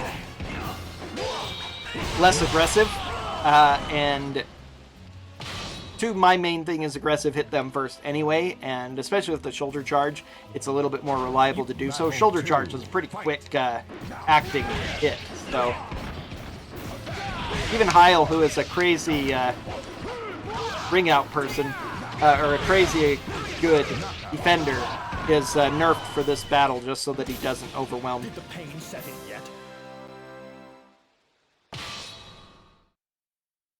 This Chronicle is like probably the entire reason for my PB last time, because this gold I'm staring at. It also might be slow split. Sometimes that happens. I forget to split, and I never really worry that much about correcting it. But even so, this is a crazy, crazy split time. I don't care who I had. Just go forward and meet him. Start the battle as soon as possible.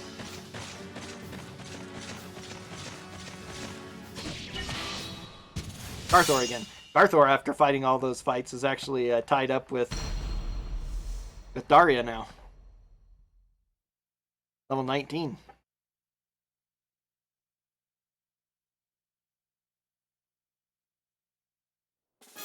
She'll get back ahead again here in a minute, though. Fight.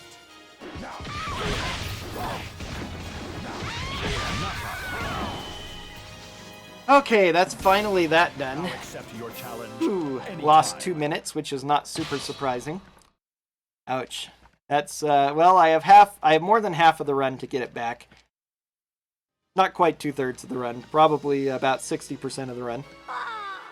And some of those later ones I know are a little bit rough, but still, this is going to be rough to make up. It's very sad when I was a minute ahead and now I'm 2 minutes behind because of 2 very rough Chronicles. 8 and 9 are the ones I really need to work on more.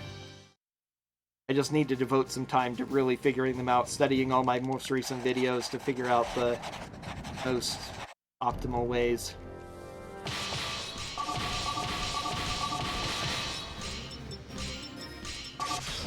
Okay, Chronicle 10, our final battle against Mileta. We have a lot of bosses, a lot of named characters. I think no generic characters, they're all named. All very powerful, very high AI. This is designed to be a ending kind of feeling. Bit of RNG at the start with two of the enemies here. The one you can see standing off to the side, Oryx. 90% of the time he will charge forward and I get to ignore him. He'll take a stronghold or two and then just stop. He won't do anything, so I don't have to worry about him.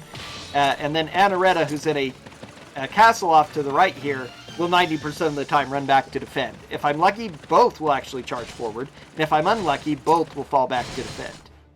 Again, I'm not sure what prompts their AI. It might actually be RNG. There's a part of me that believes and really doesn't want to acknowledge that anything in this movement is really RNG. I know that most of them are totally controllable, but some of them just seem to act, and I'm not sure if it's I'm moving a few pixels too far, or one character just happens to go. But it disrupts everything. I don't know how to make it better. It'd be nice if somebody would task this, and I have no skill with tasks or anything, but if somebody would, that would make this a lot easier to go through. So this is basic. Anaretta is going to defend, Oryx is going to go forward, as expected. After this, I have to deal with the worst Soulcalibur character, Seongmina, who is here on this ice stronghold. Seongmina is my favorite Soulcalibur character, my waifu, but unfortunately, she is my worst enemy here because, again, ice. A level 60 Soulcalibur character on ice. She is programmed to use the ice to its fullest advantage against us. So it's a pretty tough fight. I always used to be afraid of using my Dancer on Soulcalibur characters because she can be 1 or 2 shot really easily. But finally, because the Sword Masters are really bad on ice, I started using her on Seongmina, and that actually ended up being a lot more consistent. She would sometimes wipe out all 4 of my Sword Masters, and then my run was totally dead. This country, So this is Demuth, the king of Mileta. But he was being used by somebody else, as the dialogue we skipped through at the beginning of the Chronicle reported. And so we're going to meet him. That was really unusual. He actually got up fast enough to dodge. That's like never happened. Maybe I was just slightly slow in getting out. That's it. Anyway, he's still easy. But this battle, you may notice he was really hard to kill. He's a really weak character, but he was really hard to kill because this stronghold has a unique one that's nowhere else called Offense Down, which means eventually defense up for the defenders. I do less damage with every attack, and I do a lot less damage with every attack. So this is really, really grindy. And when I first started speedrunning this, I used Sword Masters exclusively because I figured they'd be more consistent than the Dancer. I knew the Dancer could do this, but because they are so weak, I was afraid of using them. I finally decided to give them a shot, and I wasn't that impressed because it was just as I thought. They're glass cannony, they were hard to use, until I got to this battle. And this was the worst battle in the speedrun before because Heil is just so good at blocking with shoulder charge in this fight. It took me forever to bring him down, with the chip damage combined with that, but now, with the Dancer, the spin to win locks him down really, really well, almost guaranteed. And so even though it takes forever, it's still faster than dealing with that. Now, you may have noticed Tile before did not ring out when he really should have. He has a weapon that oftentimes prevents ring out. You can ring him out, but it's a much lower chance of doing so. It's like if you hit him with what should be a perfect ring out attack, he has like a 1 in 10 chance of actually falling out of the ring. I don't know what the actual amount is that it's supposed to save you from ring outs, but for Heil, it's about 90%. I have almost never gotten him with a ring out hit in any of the 3 fights against him because his Lilia is so good at blocking it. I'm not sure if it is actually just that weapon has a higher chance, or he was programmed with a higher chance, or I just get really unlucky. I don't know. So this is a rough fight, a rough stronghold too, because we just finished off all these people, and now we have a whole lot more people coming. So we're going to have to defend this stronghold against the hordes that are now attacking us. But we still want to send most people out to deal with Sung Mina real fast. And in the meantime, Kalia, our weakest character, will stay back here and defend the stronghold. We are first going to wait for all 5 to run up and meet us here. And then fight them. And once again, I can't... Only 5 can come in here, so the other 3 behind, if I were to wait for them, they would just have to stop and stand behind the other 5 and wait for them to either die or take the stronghold before they could move. So might as well just fight the 5 here, and then I'll run forward to meet those 3, and then move forward to fight Kirkus. And then it's going to be easy, just the final boss. 1, fight. That was, oh, too much air juggle.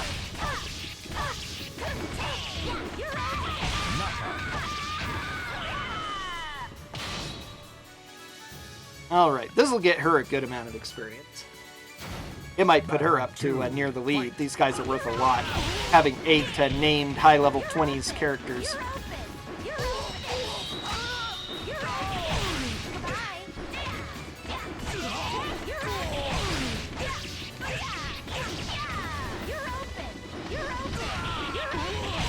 In case you didn't know, you're open. I just love the, I love listening to this in English because it feels very memey, the things that my characters scream whenever they use these attacks. And usually I try to select voices for my characters that give the very best memey lines. Fight.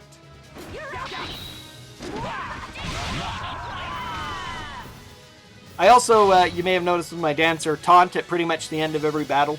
It's just something I like to do. I have a bit of a just nervous tick problem of any sort because I'm so high energy and neurotically strung.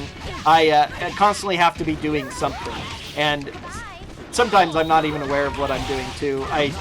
When I watched my VOD of playing Curse of the Azure Bonds at RPG Limit Break last year, I was cringing because I was rocking back and forth, and I do that a little bit at home, I think, too, although not quite as bad, especially when playing this game, because I'm playing with it more. But I do know that I constantly feel uncomfortable in my stance, and I have to shift.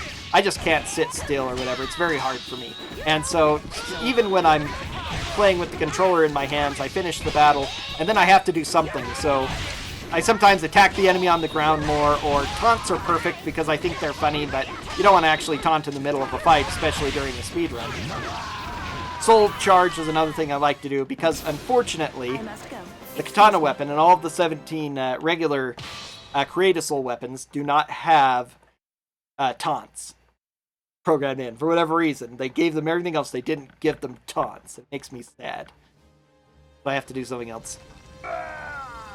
I have to be careful about what I do for attacking, though, because if I, for instance, grab them in a throw, which is something I used to like to do casually, if they die but they don't fall immediately, they stagger around before falling, you can actually grab them and throw them, and that's kind of fun and entertaining to do, too, but when I did that, it actually will slow the game down, because the game waits until you finish the... Golly, I can't believe this. I shouldn't even have done it at this rate. Oh well. You have to wait until the throwing animation totally finishes before it will actually let the battle finish. So you can... There are a few other things you can do that will actually extend the timer. If you keep just attacking, it'll eventually cut you off once the timing is over. But if you start a throw, it will finish the entire throw animation. So especially if you do a very long animation throw, it's really cool, but it means that you're wasting a lot of time.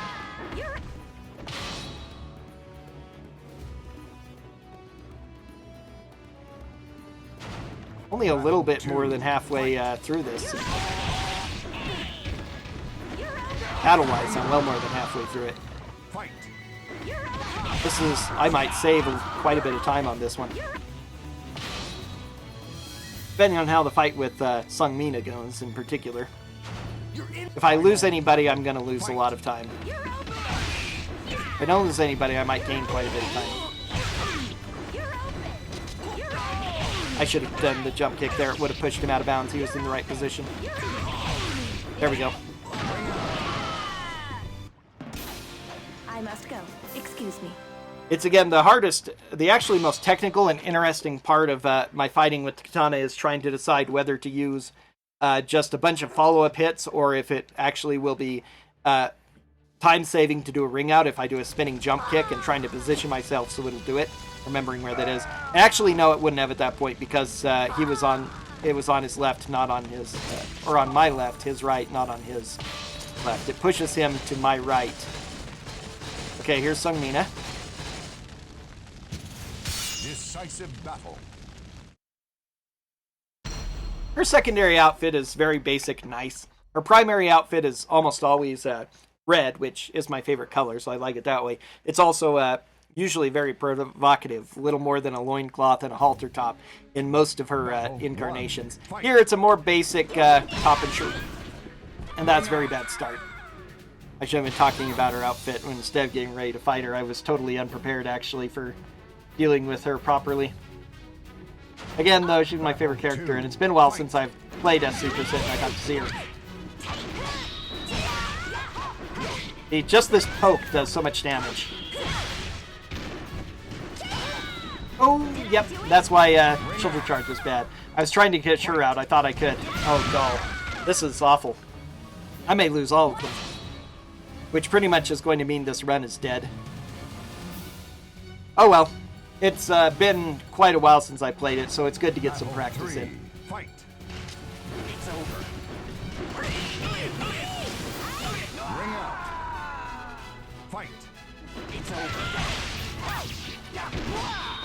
Oh, jeez. Ring out. This ice is so bad, and she's a gladiator too, which is really high stats. As I say, she is by far the very worst of the Soulcalibur characters.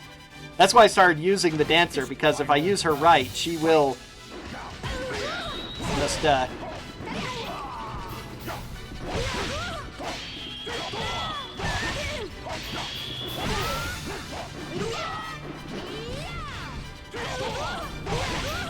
Oh, okay, well, at least I'm not going to lose minutes upon minutes by having to refight her. This went from being a, looking like it was going to be a really nice split to being a, maybe, if I'm lucky, I'll break even. But I can definitely beat that gold, I think, if I do this properly, and if I beat her properly with Dancer instead of letting her get rid of me easily.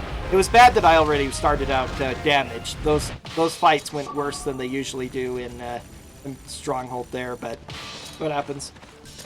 Chronicles is going to start this fight automatically with me here, so no big worry.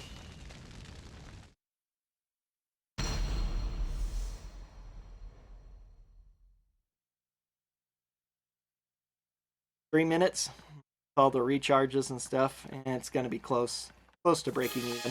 Probably lose a little bit of time. If I lose 30 seconds or less, I'll be ecstatic, actually. Chronicles is not making his profitable, though. No, it is to her right that she does, to her left that she does it, so that would have been ring out. I've been totally forgetting things. I must go.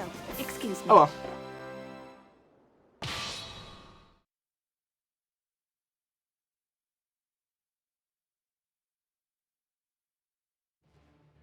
The final fight against Chester, there is a cutscene though too. That's going to take time, and Oryx is going to have to take that. Character's going to have to recharge.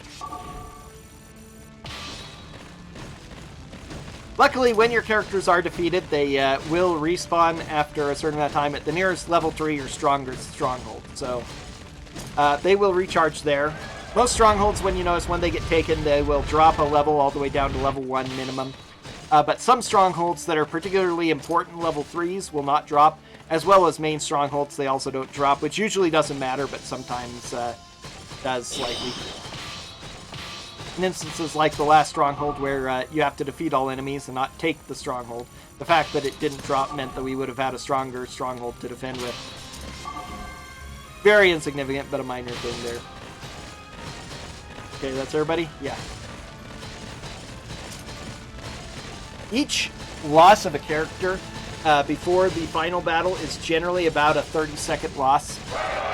Sometimes a minute loss because of the time that you lose being able to take strongholds and such.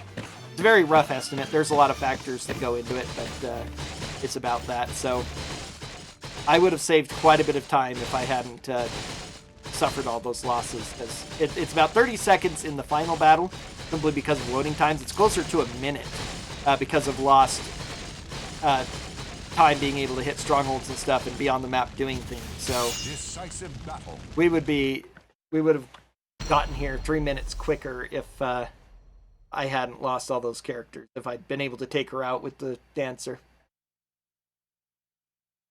I probably suffered 1 loss in my PB and none in my best, although I think I have come up with better strats for the rest of the place. All right. Surprised? Well, So it's just as hey, you Chester see. here is the bandit I must lord protect that this we country. fought back I in have Chronicle this 3. brilliant plan of pitting Grandal and Dalkia And against as he's one explaining another, his and grand then rise plan, to he power during the resulting engineered the chaos. war, But planned it all so that because of he your could seize power. unexpected meddling, my plan is in ruins. You will pay dearly for this. Battle 1. Fight.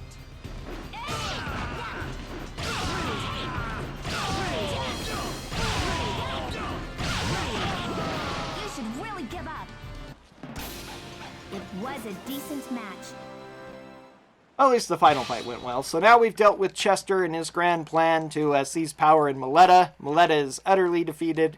The Haltese Republic is no more because it was destroyed by Maleta. Its only survivors are pretty much in our army. So now, but we still have Dalkia to deal with.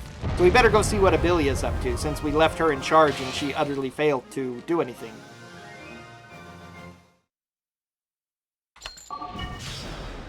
That really seems, though, if I hadn't lost those characters, if I'd lost none of them, I might have been close to getting a 2-minute bonus there. That seems crazy, but also possibly correct. Now we return. Abilia has been stymied by, guess who? Luna and her Klesser Pemdo. That's right. They are back again, and this is our final fight against them, and what a mission it is. We have, come on. Work properly, menu and controller. So we have to go through them all, each in order, starting with Lupi, who calls herself the Flames of Hell. That's her title. And she has Cruel Sword. All of these strongholds have missions that are a combination of 2. For the most part, one we've seen and one we haven't. So it's all unblockable, which is kind of bad, plus Blast, which means almost nothing. It's supposed to increase knockback. It sometimes does, but it's very inconsistent. Sometimes it actually causes extra damage instead by not doing knockback, kind of in a weird way. You'd have to see an effect. Means very little. She doesn't get too many hits on us. So she's pretty easy start to the thing. Each of them also has a totally unique weapon now that has 2 good properties and 1 bad property. Battle 1. I can't remember what the properties are for this one, but it's not a great weapon. You should And really she's give easy. up. It was a decent match. Next up is going to be Hildo, the Water of Origin. So she, again, has ice. So this is our last battle against ice, I believe. Thank goodness. And it's not that bad compared to the last one, especially. It also, Sacred Field also adds Cure, which is not significant either.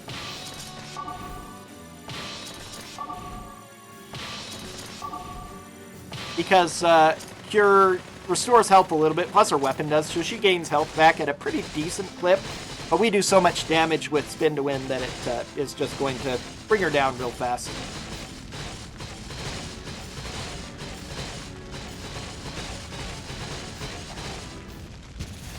Decisive battle.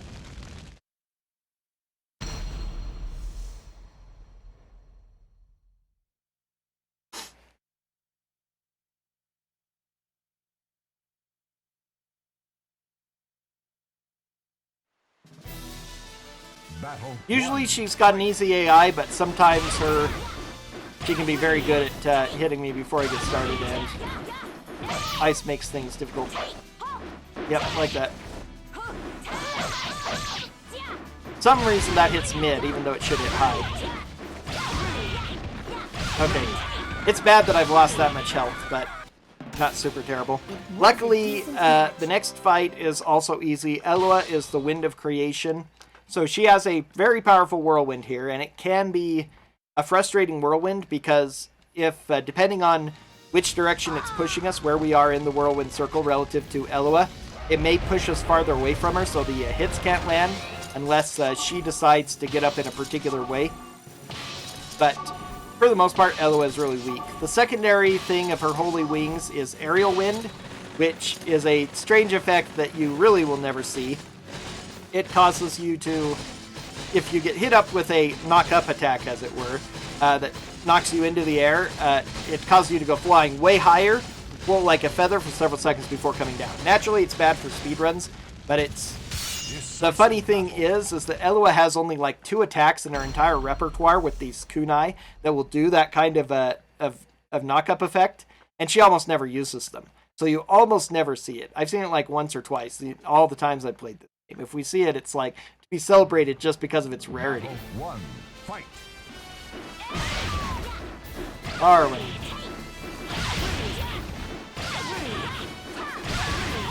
As I said, she's generally pretty easy. It was a decent match. She just doesn't have a lot of good mid attacks that she likes to use, so she's really thrown off by our spin to win. Even though the whirlwind is really frustrating, it's easy to deal with. But the next character makes up for the easiness of the first 3 by being impossible. AG has Impregnable, which is a combination of Quake, which we actually haven't seen, but which I have talked about. We had the opportunity to see and skip, and Guardian Force. Guardian Force is the worst mission in the game, period. It is so bad that when they brought it back in Soulcalibur 6, they still heavily nerfed it. It's still really, really, really bad in Soulcalibur 6. What it means is, main character... No. Oh, that's bad. I thought I had just a half a second more. I was ready, and then I wasn't. So I don't want to... So Impregnable... Guardian Force means that I'm not going to... Well, this run's pretty much close to it anyway, so whatever. This is a guaranteed time loss now, though. Battle 1, fight. 2, 1. All that damage she did to herself. Because her weapon damages herself. So, yeah. So, Guardian Force means that she will take... She is immune to everything. Block stun, hit stun. She takes damage. But, and does damage to herself, luckily. But she,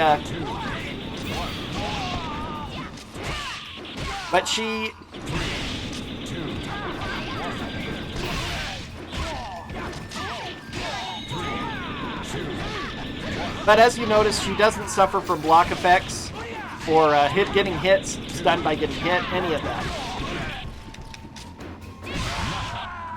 So, luckily her stats are pretty garbage for this fight, comparatively, and she damages herself with her weapon, so she will eventually kill herself, but I usually pull the dancer back right before the battle starts, because I know that she can't do anything. The Swordmasters have enough stats to power through, eventually, and inflict a large amount of damage, plus some of their attacks like that one are moderately okay, because they will, oftentimes she'll swing under them and such. I'll take you anytime you want. But,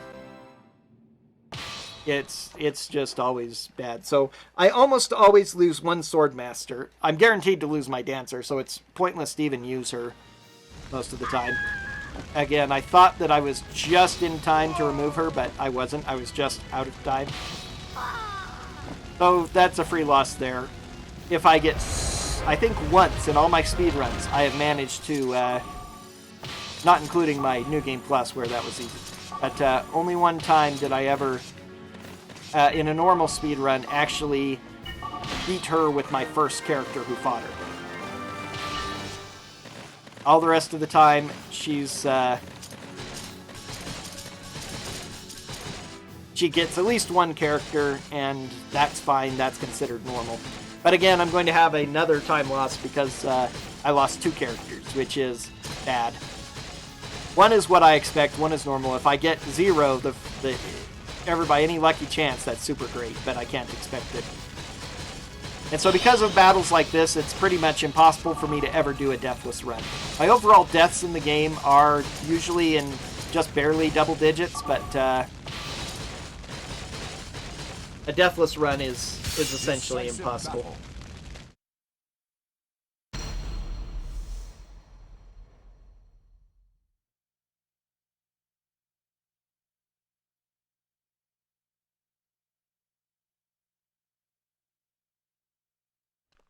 Here's our final fight against Luna, who's changed her outfit and So her you've weapon. come. Look, she has Soulcalibur too. This time, it will not be like our previous encounters. So Soulcalibur and Soul Edge See do if you factor can into the defeat story somehow. We're not quite sure. This sword. Because, you know, they're tied into the history. In the irregular history of Soulcalibur, it takes place on Earth. And so it talks about an ancient people. So I guess there's nothing preventing it from being the same kind of ancient history, but come on, Luna.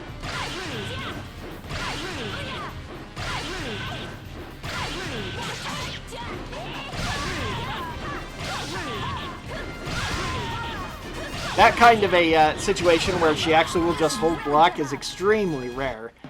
Even after, if they do it like 2 or 3 times, they'll usually finally stop, but she was in no way close to stopping. But that double strike actually worked well. Maybe I need to put that into more, use that as a strat if they do end up blocking it. It might, I mean, I should use the double A string a lot more, because Xianghua's double A string is really, really fast. It really is.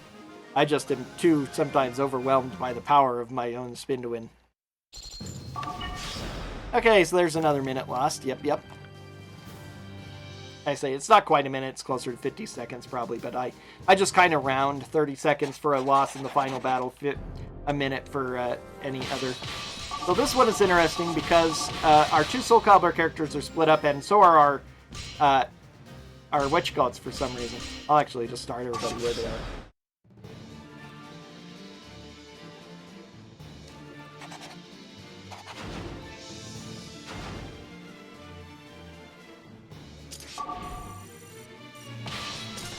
Slightly bad to do this, perhaps, but I'm kind of testing things out slightly anyway. Because I actually want to pull him back to defend. And those 2 are closer to the main stronghold. Doesn't matter in the long run, I guess, but... especially if I wanted to come from 2 angles. I'm still not sure if that's better or not.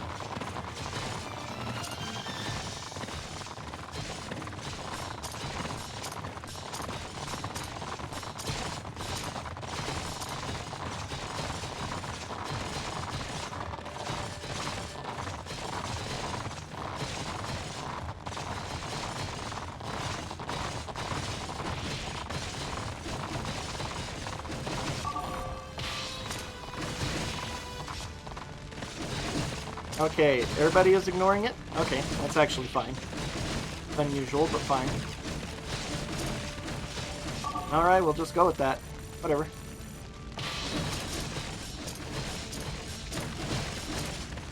Oh, one did come. Or I went too far, and so I just met him because he was at the crossroads. That's likely what happened there. Oh well. I now know I can ignore the rest of them entirely, which is good.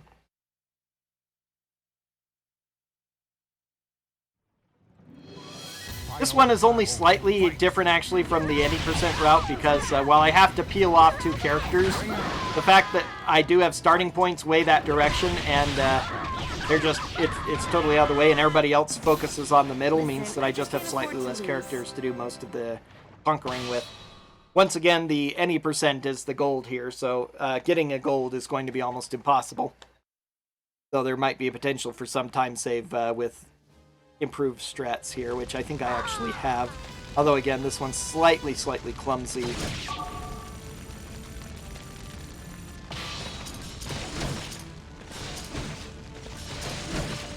Okay, one's still coming. I'm probably gonna have to fight them in 2 groups. Because they'll take the stronghold before those other 2 show up, so I might as well just go ahead and get started now. Let it tree charge before they show up.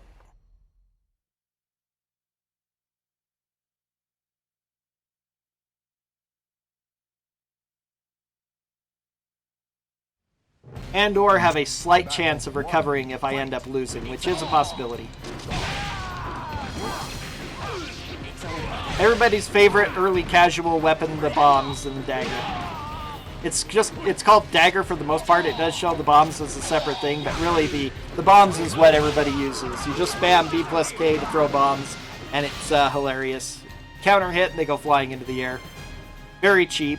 They can be blocked if you're smart enough to do so. But,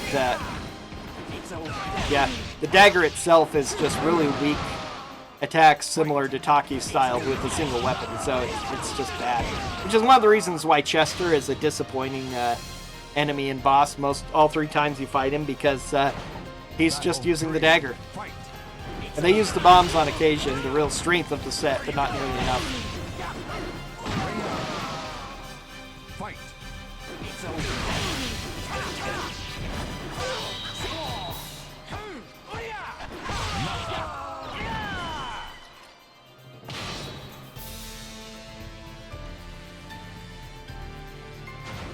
Battle 4.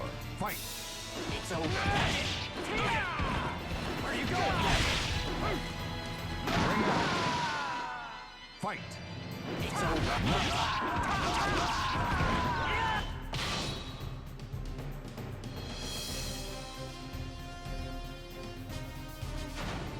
Battle 5.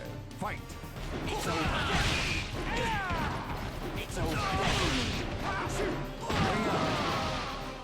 Fight. It's over. It's over.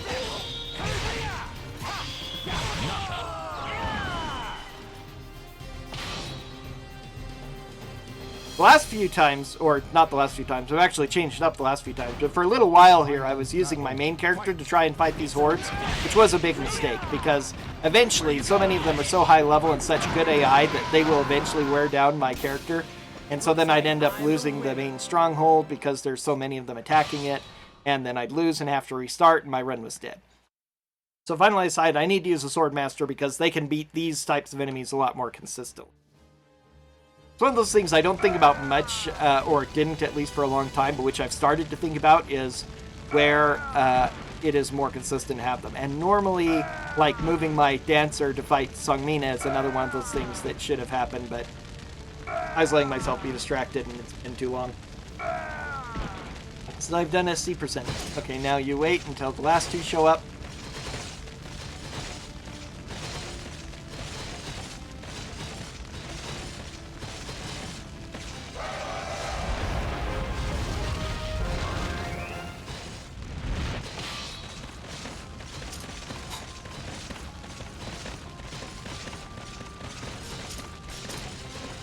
Gaius got all the bonus experience he needed.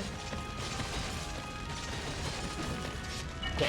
I have to wait until the hit lands or else I won't actually be fighting both characters. When a character starts to attack a stronghold, he isn't actually considered part of it if you start the battle to defend it until the hit lands. It's little funny. I think it's the same for characters in the field too. It's been a while since I did it early with them, but I think it's the same thing. It's over. How did that miss? Going anywhere. It's over. It's over. It's over. Lillian is deciding to be the most ferocious knife wielder ever, and it still wasn't him. I wonder what happens if Battle. Fight. they're a thing like guard break. I need something to try sometime. Min Leon is one of my favorite outfits. It's just a fun little bit of women's armor, mini skirt and a breastplate. See that? Still fun looking. He's a good character. Fine.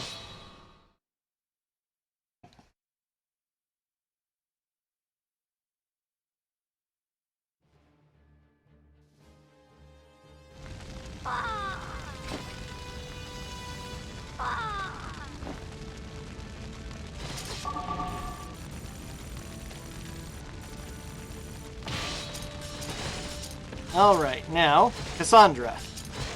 Cassandra is a sage, a very good advanced unit, mostly focused on defense and hit points, but still with decent enough attack and speed, agility, that they can be a bit of a pain. do a decent amount of damage. She's a pretty weak character overall. Can be frustrating, but is never Final threatening. battle, fight. Did I do it? She tends to do a lot of blocking and grabbing, which is the most annoying thing about her. Did I do it? Hey, you can I see blocking. Did I do it? There we go. Nice. That wasn't bad. It looks like I'm just too strong for you. Okay, so she's actually the lowest level now, so I need to get Shuya more experience if I can. So hopefully she will make it through in time to... Yeah, she will, actually, I'm pretty sure. Because they have to go through... There are going to be 3 of them, but they have to go through 2 strongholds. She only needs to go through 1 more.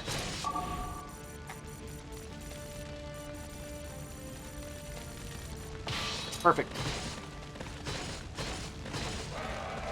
However, way over here on this side, Garthor is not going to get anything more than his battle with Raphael because he would have to go through way too many strongholds.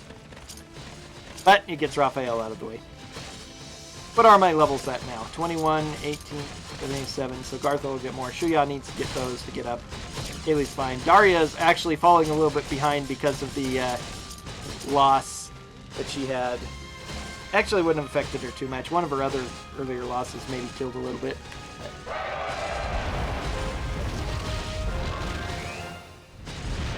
My Sword Masters are extremely low, which mostly matters only in the final dungeon, makes it a little bit rougher. But the Dancer almost always has the same levels by the end, close to around the 50-ish level mark by the end. But the Sword Masters are oftentimes about this level that they're at now by the end of the game on any percent because of all the extra battles I don't fight, especially the high-level Soulcalibur ones. It looks like they actually will finish a little bit before. That's more. I ought to go ahead and have Kaylee, I suppose, do the thing.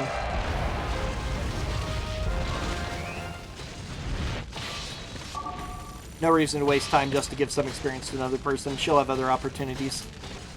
So again, running one person forward so that I don't have to give orders multiple times.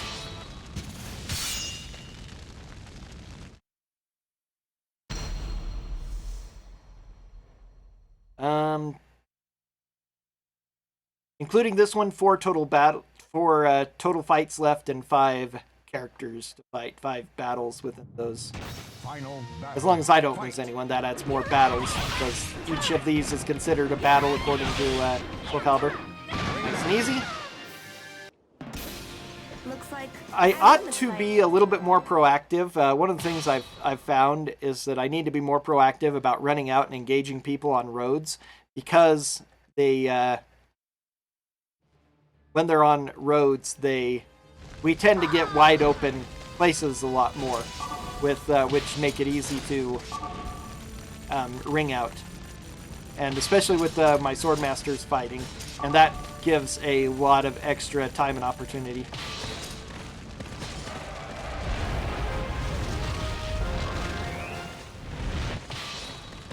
I never wanted to before because I wanted to limit the amount of times that they were taking heavy damage, because that is the drawback of using bandits. They take a lot of damage in the field if you let them sit and fight people. And I would have to take some damage to wait for them to group up in some circumstances, but it's still worth it to do because, again, you tend to get a lot more opportunities to ring out, as well as you will move into the engagement faster than the enemy will, since they are usually knights when doing that problem.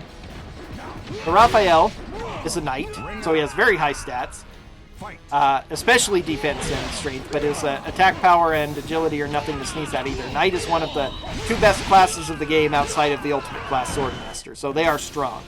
More hit points and defense than any other character class in the game, outside of Swordmaster, so very tough. But easy ring outs and stuff make them easy, and his AI is not very good either. He's usually pretty easy to beat. All guard break is not a very devastating thing either. They also have nice little lines before the battle starts and after you defeat them, except for characters like Voldo and Lizard Man, of course, who don't talk. And again, it's pointless to do anything with my character now. Luckily for me, when Rowan comes running down here, as I said back in Chronicle 5, we would fight him again, and Behold, here he is. He starts the fight for us, so we don't have to worry about it. So now I just have to give 2 more orders, and Battle 1. this one is done. We get the very anticlimactic final boss after dealing with all of these powerful named characters. Even more so than Chester was in Chronicle 10. Okay, that was the right call. And again, something I've been lazy about that I need to work on more is varying up some of my attacks for the Swordmaster coming out of blocks to like that. I oftentimes say, oh, he blocked shoulder charge. Let me use shoulder charge again.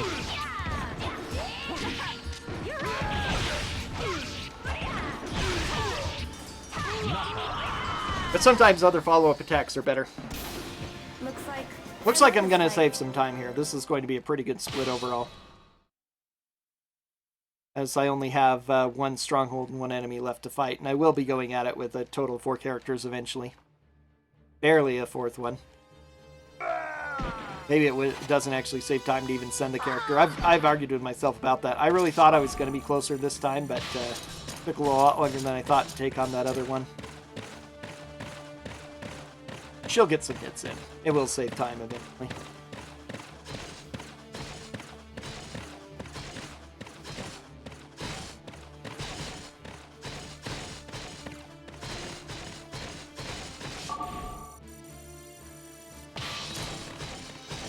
So poor Garthor over here doing nothing. I love some of the detail on these maps. Another thing I occasionally like to talk about. You've got these cows in the middle of this city. This is the capital of Dalkia. I guess they have some farmland, and some of these big wealthy people with their manors have some private cows and such. Have their own little private herds in the fields.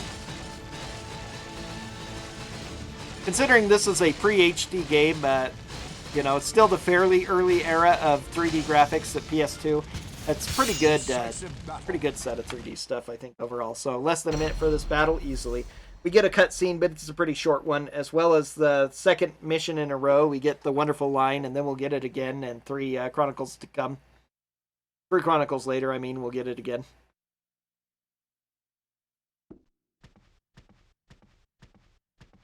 So, you come. Worthless servant of strife, you shall pay with your blood. For daring to defy me! Battle 1. Fight! You can see how much damage she's taking at level 43. Aurelia is just about the most pathetic boss in the game. One time when I was nearly dead, she beat me. That's it. I mean, like, literally, she got 1 lucky strike in. Most of the time, she doesn't even get in a lucky strike. She is really, really, really pathetic. And very disappointing. In some ways, I guess it makes sense. Golly, I'm still going to lose time here. I really thought that the time was going better than that. Oh well.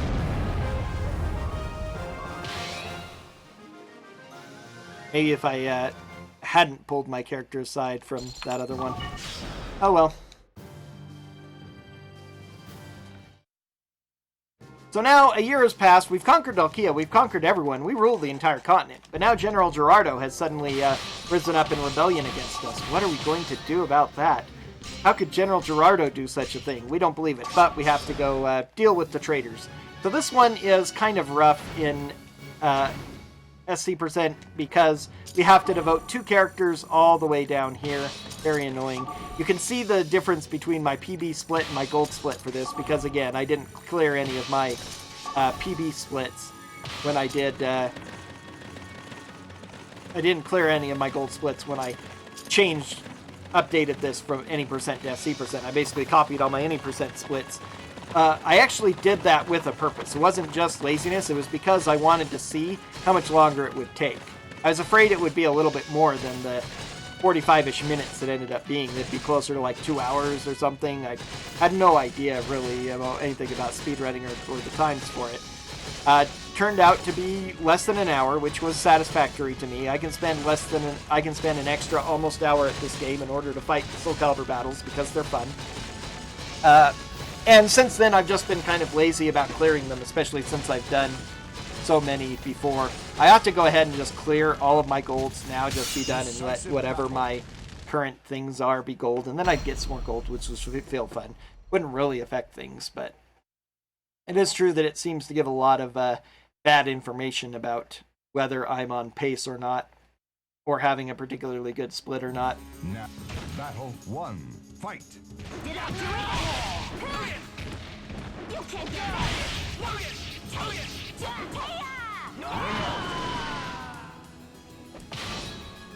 This game and category, like pretty much all the other things I run consistently, I recently submitted to RPG Limit Break. Yes, it's a fighting game, but this is an RPG game mode, and it's an RPG-like. And as a mostly RPG player, I like it so much because of the RPG elements. And Soulcalibur I like more than most other fighting games because, again, the swords and sorcery-ish aspect to it makes it feel a lot closer to fantasy RPGs I love than pretty much any other fighting game. So it's unlikely to get in. It is a pretty darn long run for a pseudo RPG, something that isn't really. I've submitted it twice already. It's been rejected both times, but it is my favorite speedrun, and I do feel it has some of that to it. So I'm going to keep submitting it until it gets in.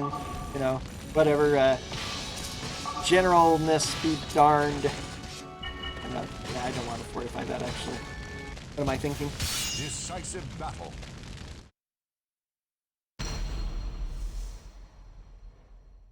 Eventually it'll get in. So we're dealing with the Purple Rebels.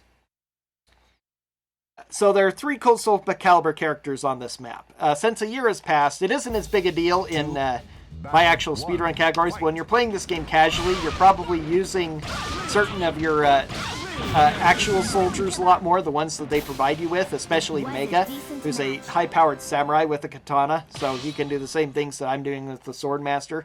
It's one of the ways that I learned just how good this katana was, as basically the second best weapon in the game next to Soul of Shunghua for dealing with the AI quickly. And eventually,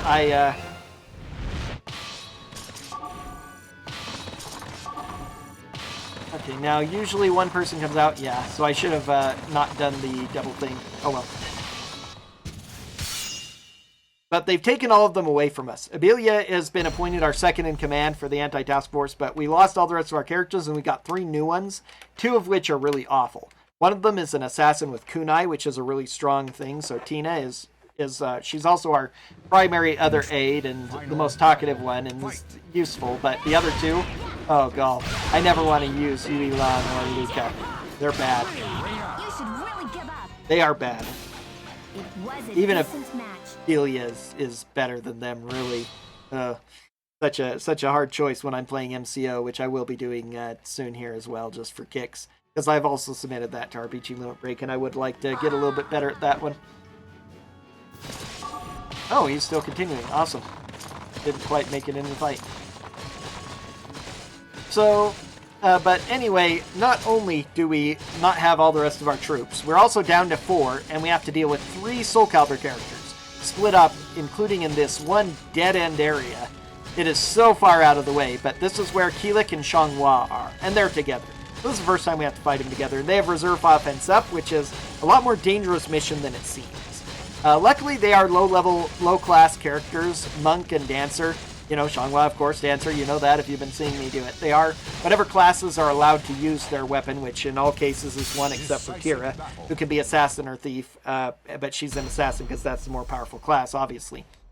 But reserve offense up means that if I get them low but I don't kill them, their attack power will greatly increase. Their attack power rises as their hit points drop. So especially on level 60 Soulcalibur characters, that's really bad. So I need to make sure that I don't let them out of... See the level 60 versus level 30 difference there, even with a much worse weapon. Okay, that's it.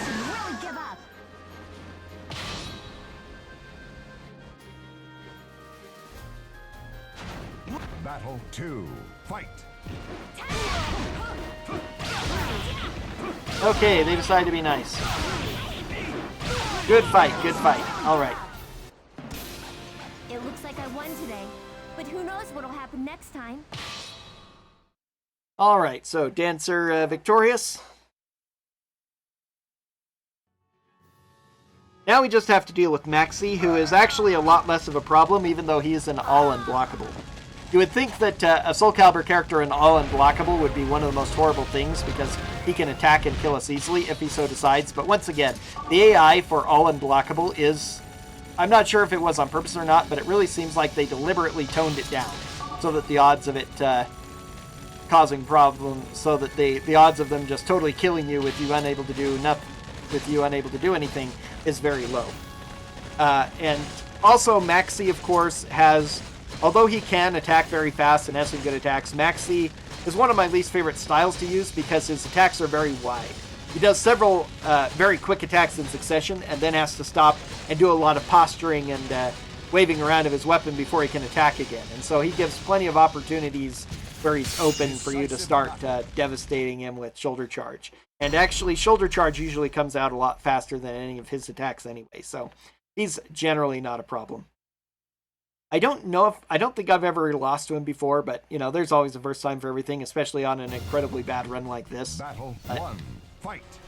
Now, his blonde hair looks really good, but I'm a little bit sad that he's blonde here because he doesn't have his wonderful, very Elvis-looking style. His hairstyle is one of the most famous things, along with Ivy's outfit, which again I didn't talk about at the time, but I kind of like Ivy's secondary outfit quite a bit in this game. Definitely more than her ever-present dominatrix bustier that is always her primary. You know, it's Ivy's never been one of my favorite characters for. She's over fan servicey.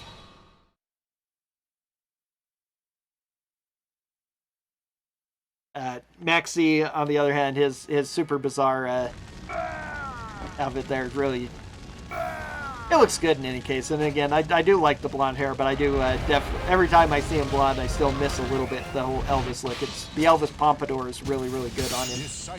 He just looks so close to it, and it's funny.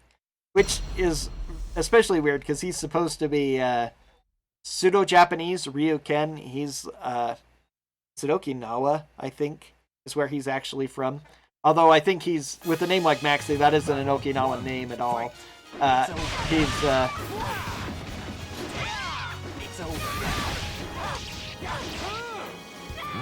He's almost obviously just like Setsuka, a transplant, and he wasn't given a proper name of his people.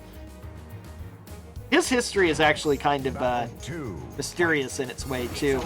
I kind of like that they had him a big focus. He's not one of my favorite characters, really, but in any way or fashion.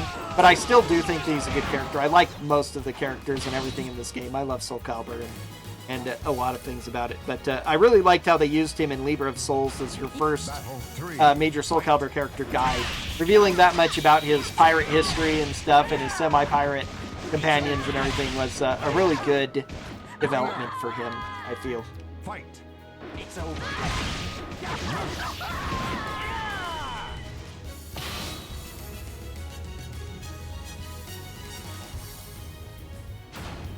Battle 4. Fight.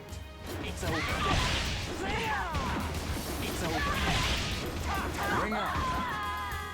Fight. It's over. Almost done with these hordes of rebels.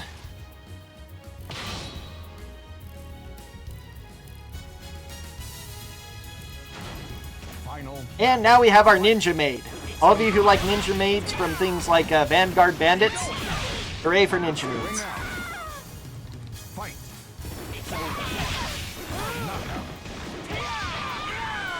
I mean, literally, she's a ninja type who's still wearing her apron. She came straight from doing her mating work into the battlefield.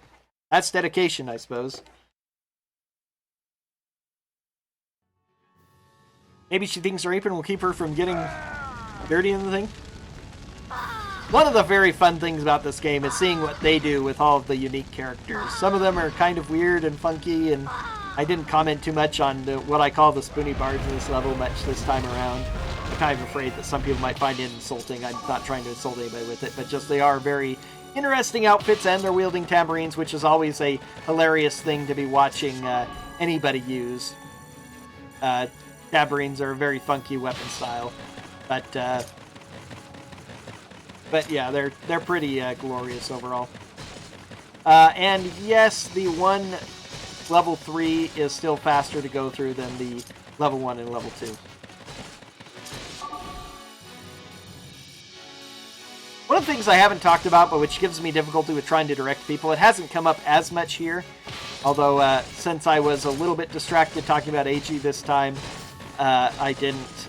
It's one of the things that made me mess that up in Chronicle 11, but there are two ways to select your characters. One is by moving the cursor around with either D-pad or the stick in order to select your character, and then you can scroll through them with the R1 and L1 buttons. They operate completely independently of each other.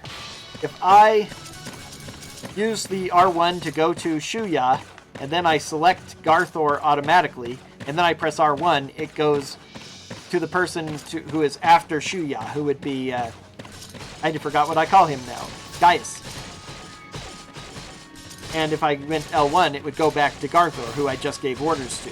And so if you've been selecting people with the cursor a bit, you forget where it has a memory on for that character. And once again, the cursor always, the R1, L1 always starts on your main character, and the cursor tries to select your main character, but sometimes when you put, on some maps, when you put multiple people in a single group, they will actually, for whatever reason, the game gets confused and it selects somebody else. It's totally consistent in that way. It's just on certain maps it does it, but on the maps it does it every time, which can throw off my my giving of orders. Sometimes it doesn't matter, sometimes it does, and I have to work around that. So here is Separate, a very wonderful, wonderful mission where we are being pushed back constantly, which makes Brunhild very nice today. Brunhild will only get hit if she's up against the edge, or if she is... That was very, very nice, Brunhild. Wow. She will only get hit if she decides to get up forward, which she did multiple times. You saw the once she rolled to the side instead, and my combo was broken because I was pushed so far away I couldn't reach her. Only if she decides to roll forward as she stands up will she be in range of me. But it's still the most reliable way to bring her down, really, especially with Xianghua. And if I get lucky, that kind of stuff happens. If I get close enough to the edge, she won't go back far enough to be pushed back too much. Nice little time save, so not totally awful anymore. But, 4,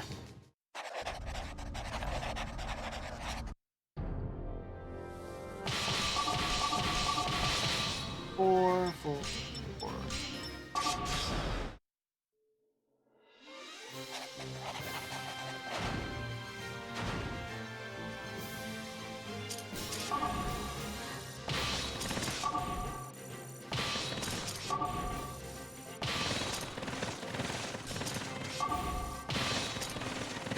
Alright, so this is a pretty easy map that's made complicated only by the presence of the Soulcalibur characters. Yeah, I like doing it this way. This will probably be the best overall. Even though my main character is taking some damage.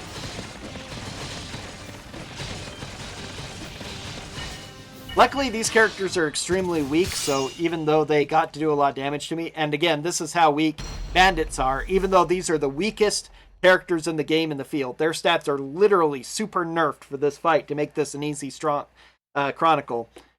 I still took a lot more damage than they did, but luckily I will blow through them in the Soulcalibur combat here. Hopefully, if I die, it's very bad, so I could have lost myself a lot of time, but I think this is worth the risk because that is about the worst that can happen.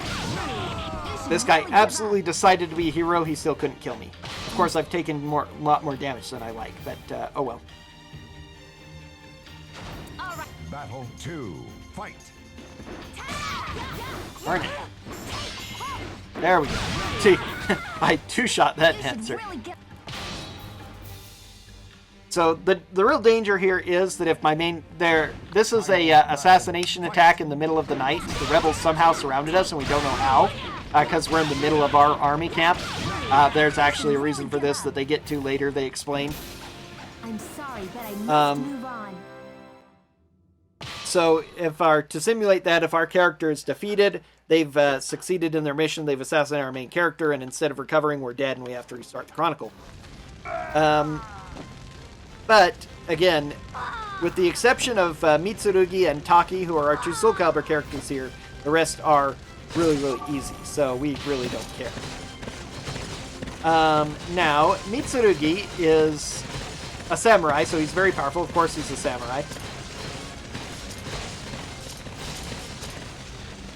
You can take care of this one. This is the only time where there seems to be interaction between the Soulcalibur characters and the other characters on the map.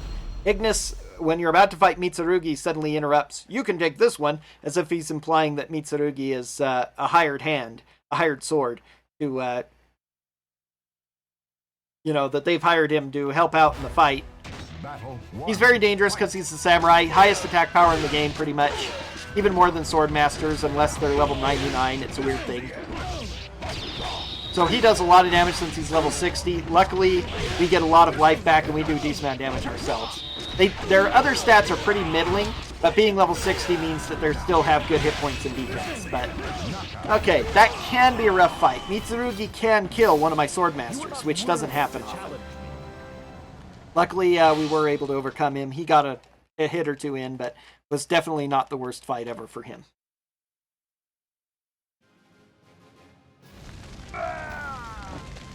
Okay, I need to very quickly get to my main character so I can avoid a fight. I don't know if I'm going to get it in time, but definitely not. I think I'm going to fight both of these, which is slightly sad, but not that big of a deal. This is kind of a fun map, though, because of manipulating characters and making it look scary and a lot of them running around. But I actually get to avoid most of the battles on this map. No, I actually am only getting one. Awesome. The other one will attack. He won't take my stronghold before anything bad happens. I'll probably pull back my main character. I really hope I don't forget to pull back against Taki, because that could be very bad. Taki can very easily kill me if she so chooses. She's only a ninja, which again are a good but not that great class, but at level 60 against a dancer, she can inflict enough damage to kill me, especially with her really fast attacks. Alright, the rest of you, hopefully... Let's see, yeah. Should be able to give them all orders now to go this way safely. All the way. Trying to move your cursor down these paths properly can be quite a trick, too. Yeah, regardless, this is the way to go. Now, are they going to catch anyone? I really hope not. No, they aren't. Awesome. Awesome. This is perfect. Okay.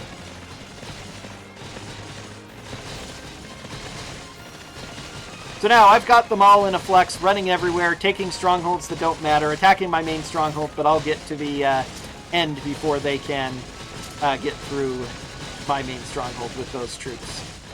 They do very little damage.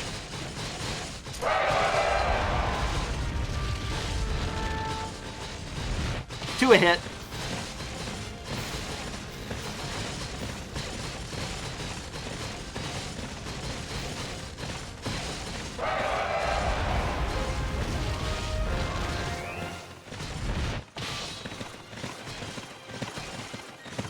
One more is going to be attacking my stronghold, which is slightly scary.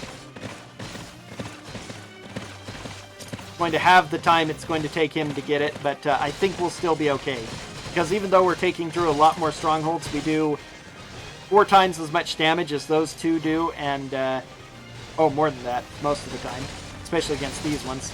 I need to have my main character selected so I can peel her off.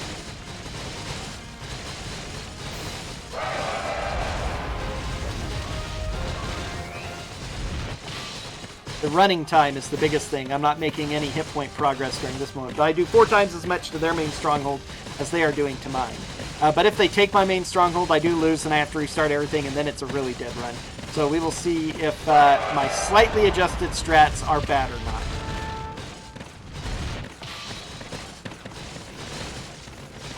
And again, right before we take this, I want to pull her back so she can't die to Taki. Because again, that would lose me another 8 minutes for having lost my main character. Especially since I have to play out the string of fights as well.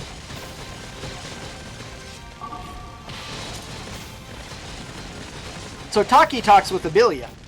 Taki talks, yes. She says that we should leave the cursed sword alone, and Abilia just says, out of our way, and then Taki says, your eyes, you've been possessed by the cursed sword, which is, okay, whatever you say, Taki. I think you're a little too obsessed with the cursed sword if you think Abilia has anything to do with it, but whatever. So, you know, once again, it's the only time another character talks during these moments. Fight. She has glue. You may have noticed I was going slowly towards him. Actually, one of my favorite, because I don't mind being in close. It's very rare that I actually react well enough. I'm really bad at reacting to things to block properly and dodge stuff. It's made Kingdom Hearts 3 Remind really hard because I was doing 99 Proud Mode with the Ultima weapon, or just Proud Mode in general, and made it up to level 99 with the Ultima weapon on my last run, and, ooh, geez. I was doing fine until I got to the reorg fights. I've made it through 10 of them, but Xemnas is really, really tough, and I just can't, I don't have the reaction ability to deal with Luxord's gains.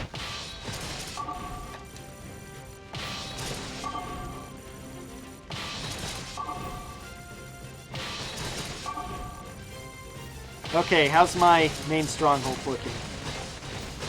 Ooh, this is going to be tough. No, I think, actually, I'm going to be fine. 228, that means 100 hits, which, yep, we've got boom, boom, boom, boom, boom.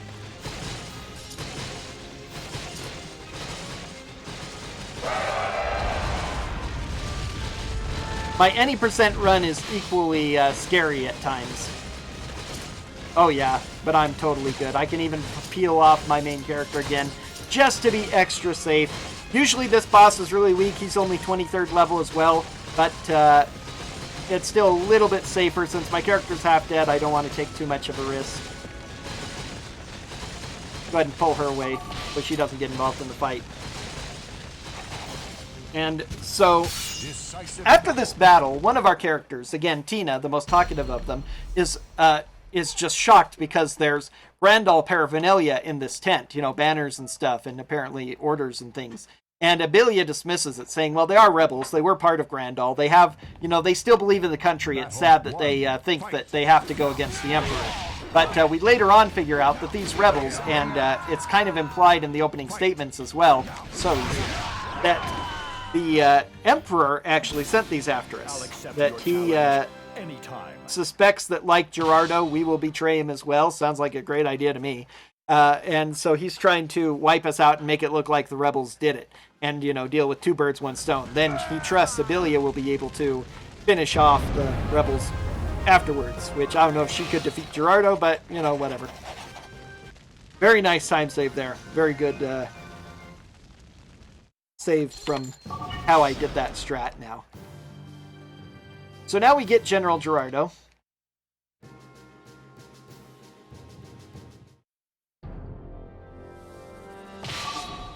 We finally get 5 characters again. So we are going to be centered on 5. Everybody on 5. Yep.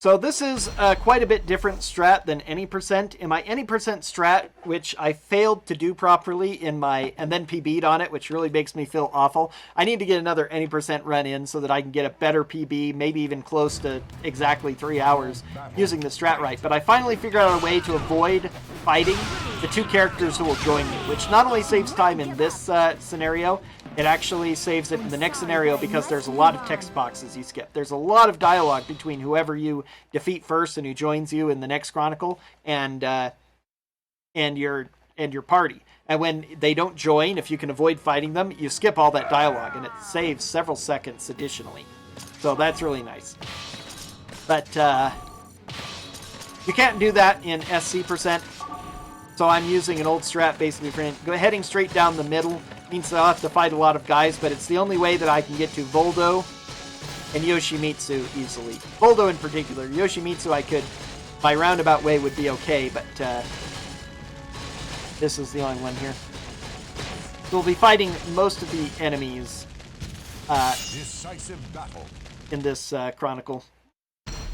Because we just have no choice. We have to go through them. I might be able to avoid 2 if I do it right, I think. If I'm remembering correctly. Again, it's been too long. 1. Fight. So I have the general knowledge. I know I have to go this way. Stupid Quake. You should really give up. She was annoying. Usually I can kill her before the Quake goes off. She goes down in about 2 hits. And she takes the first hit, gets down. She's just a generic character. But even the generic characters, every once in a while, will decide to be the hero. Okay, now we'll have dialogue from Abilia. Okay, Daria, straight. Garthor, just straight. Chuya can get some additional XP again. Gaius, no, we'll have you go straight. You've got a lot of XP now. And yeah, you back up.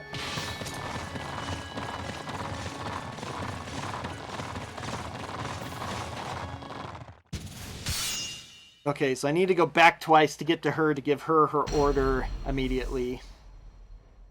Then forward twice again.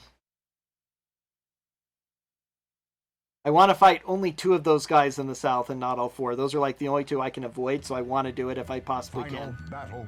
Fight. Boldo is a dancer, just like he's the other dancer, which kind of makes sense. It is very artistic fighting style, which means that his stats are pathetic. He is level 60 still, so he can be somewhat annoying, but for the most part, not very dangerous. His AI is pretty darn good. At least at times, he can choose to be really aggressive. Sometimes, once again, he'll just decide to do nothing, take a bunch of hits, and die really easily. But every once in a while, he is aggressive like that, but that's about the worst he'll ever do.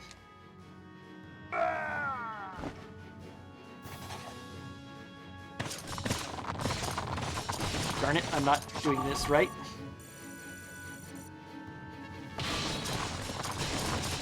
Okay, battle these 2, yes.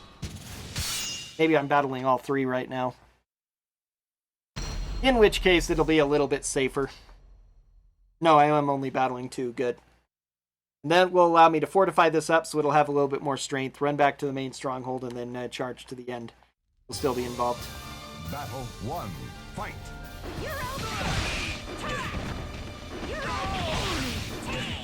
Ring out. Fight. Good fight.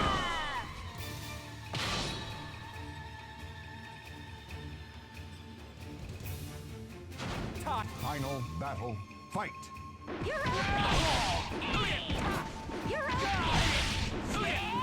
out. Even better fight. Take good care of yourself. Okay, that went super smoothly. Now I can have her fortify this up. Hopefully I can get away with it.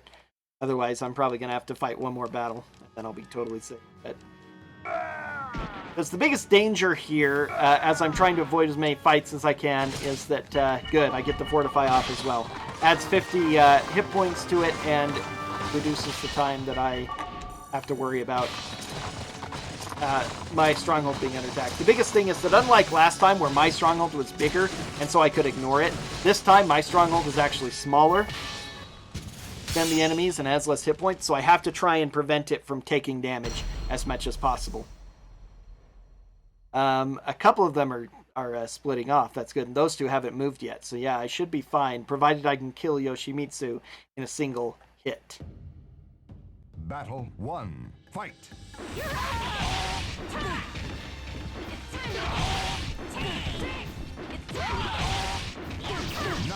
I think her weapon prevented ring outs. She really should have gone out right on that hit, but she stayed in. Good thing I attacked her to finish her off.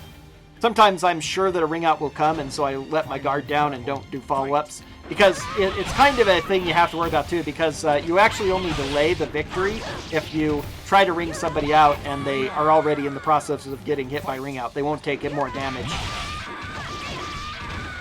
And so all you're doing is preventing them from falling out. I won this fight. It's very subtle because it's only a small amount of time, but I think that it actually won't make it extend too much, but better to be safe than sorry. Save all those seconds, save the frames. Save the animals too. Alright,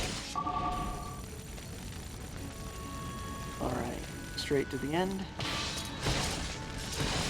Shuya again will be the one who we want to send after Yoshimitsu, and hopefully she kills him in one go. Decisive battle.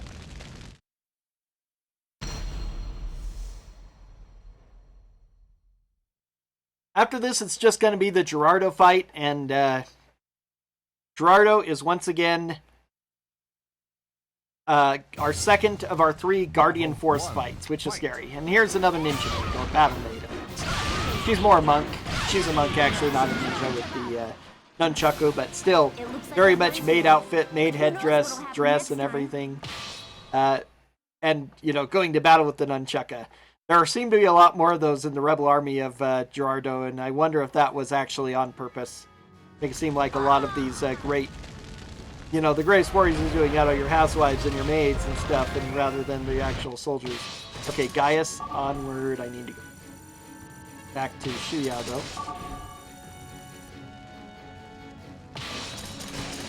though. I want to fortify this up now just in case. Because if I lose to Yoshimitsu, which is a distinct possibility,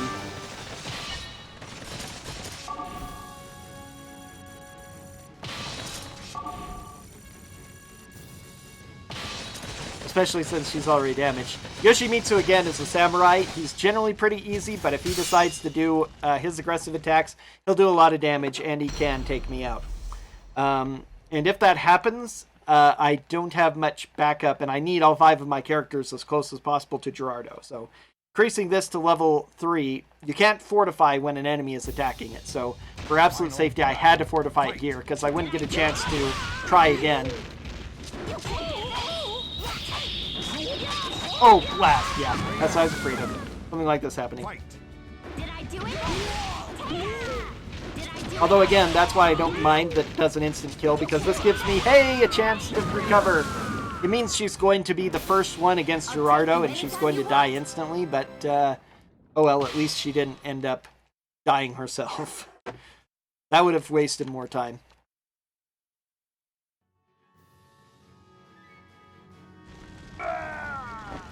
I am impressed, so am I. I'm impressed by myself. Okay, I think she was going all the way to the end, but I'm just going to go ahead and do it. Okay, now, I'm pretty sure I did with Daria. I don't know about Garthor. I need to keep an eye out, though, so that we're going the right way. Okay, the rest of the enemies I can ignore. They're not going to be able to take my stronghold. They'll take one back there and a few.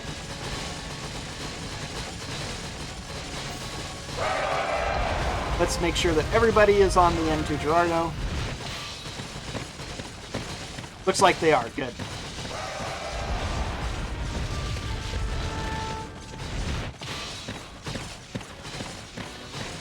So this is a unique stronghold. This is the only time in the entire game that in a decisive battle that they will not pick your main character or the first character in line as the first character to fight Gerardo. I'm not sure why they decided on that, but they pretty much always make your main character go last, and usually pick the weakest of your characters to go first, and then go through them in that reverse health order kind of thing. Or at least reverse percentage of health level base. Because again, even though my main character has much less hit points than the rest, they always have her go last. Decisive battle. I'm not sure just how exactly it's determined, but I know that if I have any character who's almost dead, like Shuya is, so Shuya is going to be the first one, almost guaranteed. And again, we get that wonderful line for the 3rd time.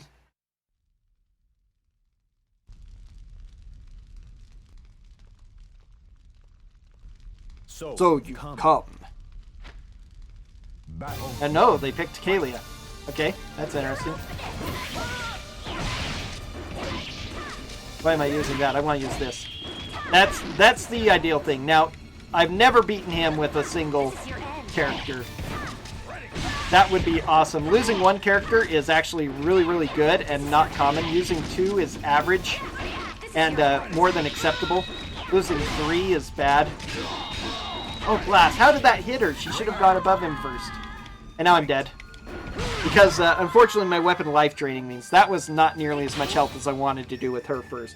Now it's going to be Shuya, because she's next in level. Yep. And she's almost certainly going to be defeated, so this will be average at best. At least she's up. Luckily, Gerardo, like Eiji, has a weapon that damages him when he attacks, so he will eventually kill himself. And she has done more damage than Kalia did, even though she's so weak. That's awesome. She's not quite done yet, though. Oh, geez, now she is.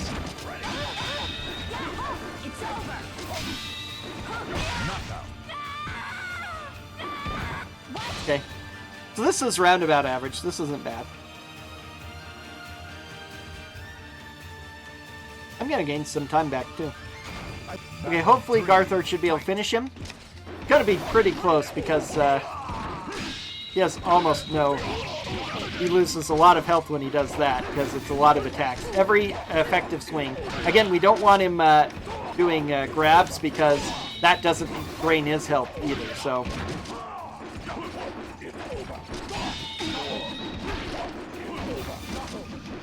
I've got him. Yep. Okay, that wasn't bad. That was not bad. You picked the wrong person. Now we get the longest cutscene in the game. As we are very sorry about killing poor Gerardo. How could we do such a thing? We kept saying the entire time that we really didn't want to fight him, but when it came down to it, all we did was listen to our orders and fight him anyway. As he says, our strength is controlled by others. Think for a moment.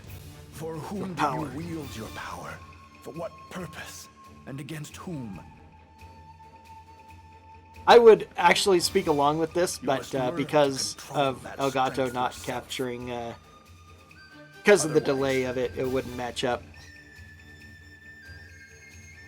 You will never become a true warrior.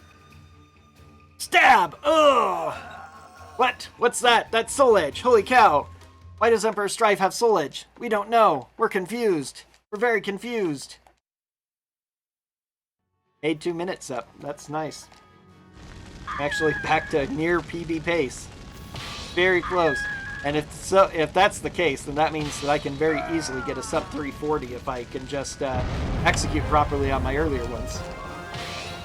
Although, again, I think some of my later ones were really, really good in my PB.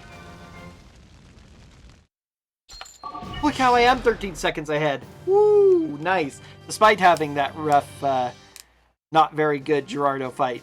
My strat was... I did slightly different things with the strat, and that really helped out. Okay, now... my least favorite Chronicle in the entire game. You get only 3 characters.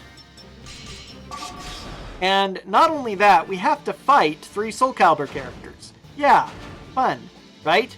Not. And these are some of the worst Soulcalibur characters in the game, next to Sungmina. Some people think that Zasalamel is the very worst down here in the corner. He's on this stronghold of Down Lose. He's not actually the worst if you know how to deal with him.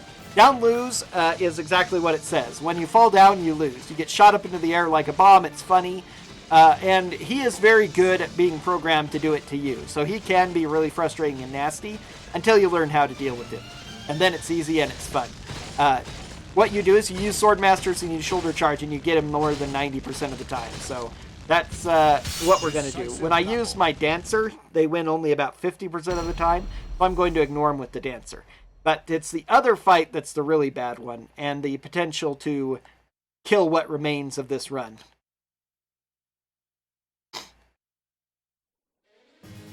Battle 1.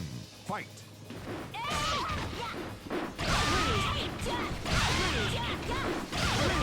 should really give up.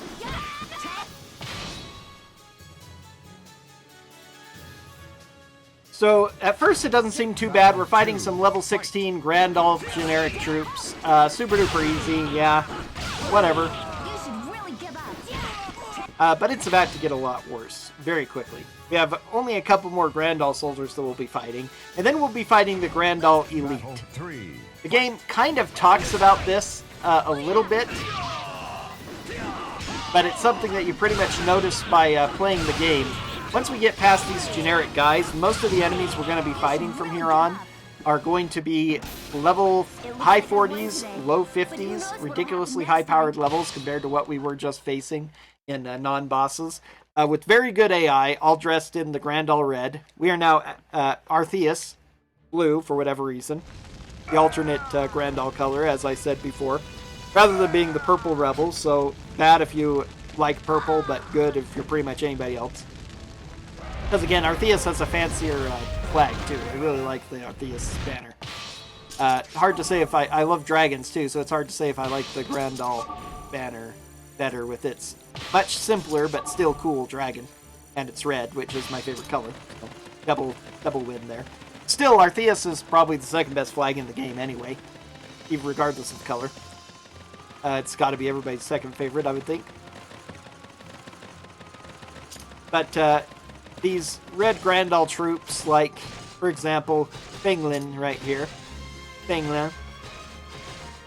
Level 49. Very, very tough. Very good AI. Very punishing, especially the ones who wield katanas, like we're going to be fighting one here in a minute. They can really devastate us. Most very annoying.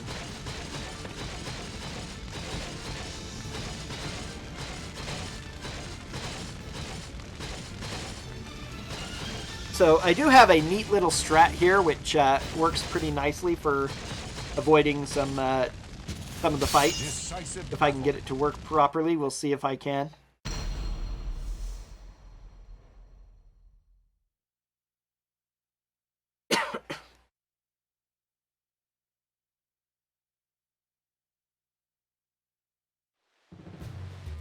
Battle 1. Fight! But as it says in some of the things here, Emperor Strife was totally prepared for our betrayal here, our rebellion. Tried to assassinate us before. It didn't work, but that's okay. He kept back all of his best troops from all of this fighting, and he has them as his primary guard. Some of the ones that are more familiar to us are actually a lot weaker than these guys too, which kind of goes towards shouting out just how big and bad these guys are. As we are going to see over the next 2 Chronicles after this one. But could I actually get sub 3, which is one of the things I've been hoping for this one. I should get a sub 2 Chronicle 12. Chronicle 12 I consider roughly halfway through the run, which it would be a lot closer to if I wasn't so bad at it. Here's Melan. Luckily I'm going to be, that's right, Yukina's up there. I'm going to avoid fighting her. That's good. Should work totally to avoid fighting her. Decisive battle. And now things are going to get interesting, because now, as I say, it's this one on the east here that has, again, 2 Soulcalibur characters in it. For the second and last time, we'll be fighting 2 Soulcalibur characters at once. Halim and Yun Song. And they're in a whirlwind, a very powerful whirlwind, and once again, just like Sung Mina with the ice, they are programmed to be awful with it and use it to their own advantage. You should really give up. So it's pretty bad. And this girl always seems like she isn't very threatening, and then she devastates me. She is really rough. Battle 2. Fight! I faked her out by not doing my rush forward, and now I have her. Oh, she got up. That's bad. That worked fine. New strategy, R2. You should really give up. Go from blocked spin to wins into double A string, and this will help out a lot. Good to know. So the Savage Whirlwind, and so it blows you around. It's the usual Talim stage. They almost always give her the style one up on like a windmill or something, even when she has her home in a different city supposedly than it's supposed to be in.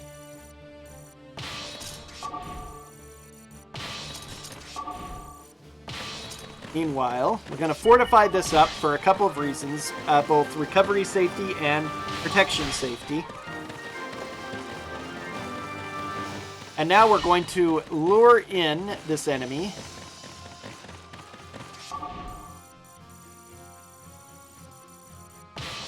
She's a fast cavalry, but she won't reach us before we get around here. Oh, we will be fighting. I need to go a little bit farther. Oh well.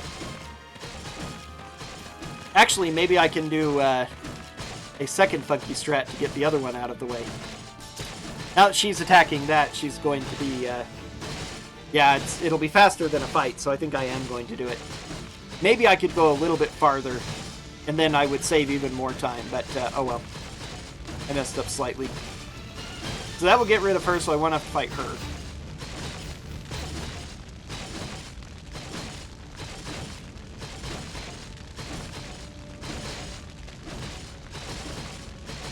So here's Soulcalibur, who says pretty much the same thing he says in his clock tower. And by the way, this is his clock tower. Where if you've played the Tales of Souls of Soulcalibur 3, you know about his clock tower.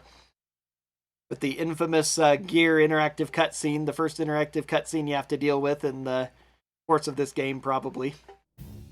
In the... Battle 1. Fight. Oh, blast. Okay, so this is the 1 in 10 chance of him beating me. Because that's a knockdown, so that's kind of bad. It's going to be very bad if he beats my second one, which he has a chance of doing. But usually he just gets totally owned by shoulder charge. He's like, just like that. So, the 1 in 10 happened. It looks like I'm just too Which is a strong for little you. bad, but not super terrible. Depending on how the fights with Talim and Yun Sung go. If I can get them both in spin to win and devastate them, which I have a chance of doing, then that'll be fine. But if they kill my dancer, then things start to get a little bit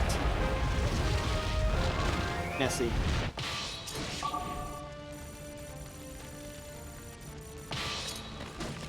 Now again, that's one of the reasons I built this up though, so that it would hold out, and so if I did lose the Soulcalibur, I'd be able to recover here, which will be closer to the action.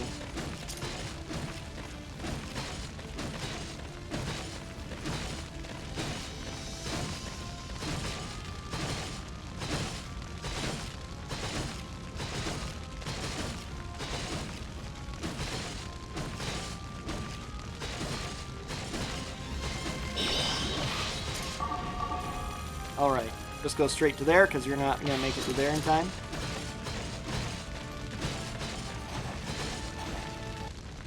Decisive battle.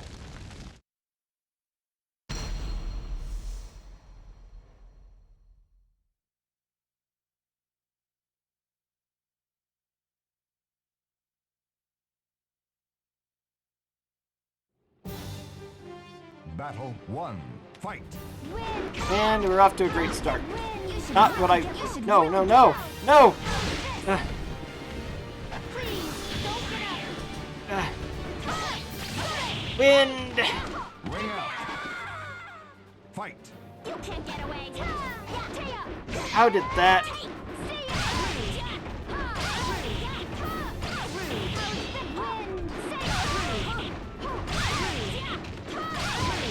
Okay, I've got her. Got her. Okay, now Yun Sung. Oh, jeez. Stupid ring out. Again, I don't mind ring outs not killing because of things like this. Battle 2. Fight.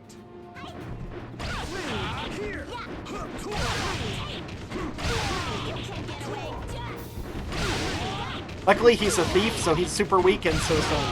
Yes. Okay, we're not out of the woods yet because she's weak enough for the other coming battles ahead, but we surpassed the most difficult points. Losing to Soulcalibur and not to Talim Yun Sung is actually pretty rare.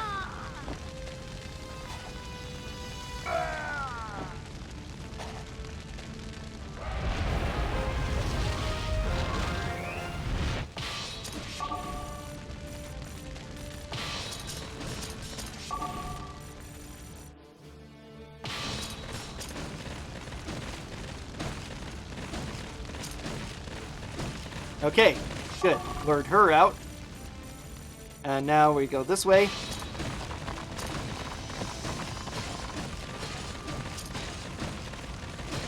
And again, just for safety.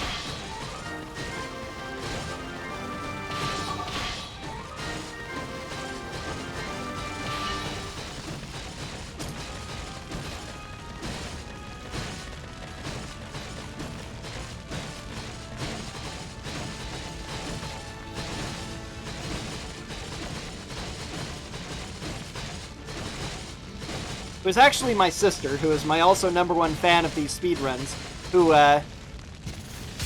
ended up coming up with this strat that I'm using here. To a degree. I've adjusted a little bit, but she told me the very basic thing.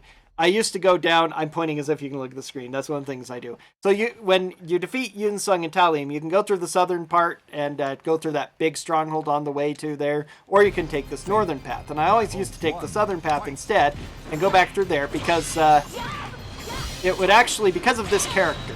And yep, this is what I was afraid of. I knew that this was likely a possibility, so I might lose a little bit more time here, but I won't. Anyway,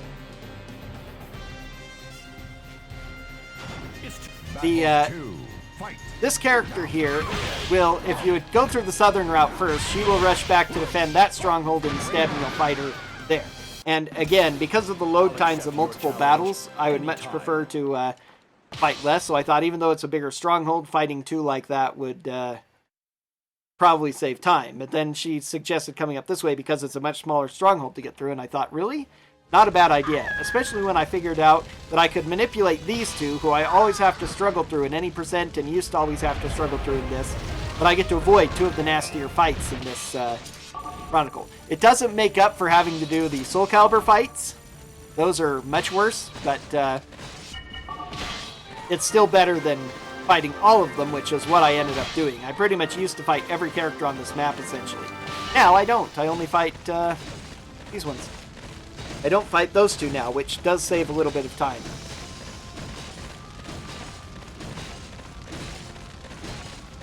Again, just 2 deaths. 2 deaths is definitely going to set me back a bit, and not fighting these battles is going to help, so. I can't remember how good this PB is compared. It's 4 minutes is not that long for this, especially considering I'm already down a character. If I end up losing to... I shouldn't, but I may end up losing a character again in the last 2 fights. And that will slow me down even more. But, I almost always lose a character at some point in this, though, so... While the Zos LML one was particularly bad, I don't lose that much losing it where I did, because now it's going to be much less likely to die in this fight. Because this is the fight that I usually almost always die in, because guess what? It's another high-level separate. Which means we get to get pushed back into eternity and constantly, and they get to use long-range attacks at us. Luckily, it's a Katana Shuriken, so it's not super long-range attacks, but sometimes she can be really nasty, and it's really difficult. It's only by luck that I can stun lock her. One, fight.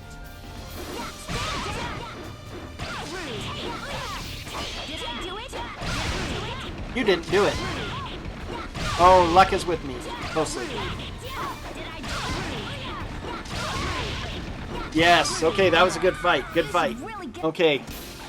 2.5 minutes? Kind of. That might be enough time to save some time. Despite the death to Zos LML. That's really good. That's really, really good.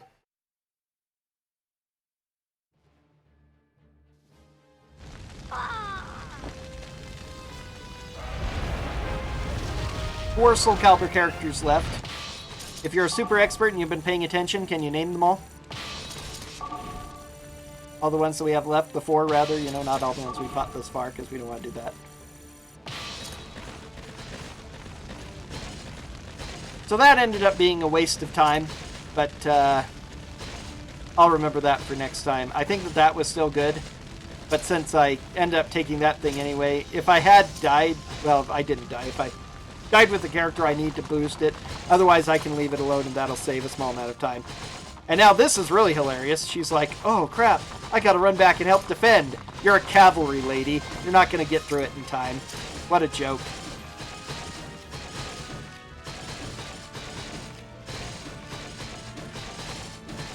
This is definitely the most boring part of the run, though, because it just takes so long to get through such a powerful stronghold with 3 characters.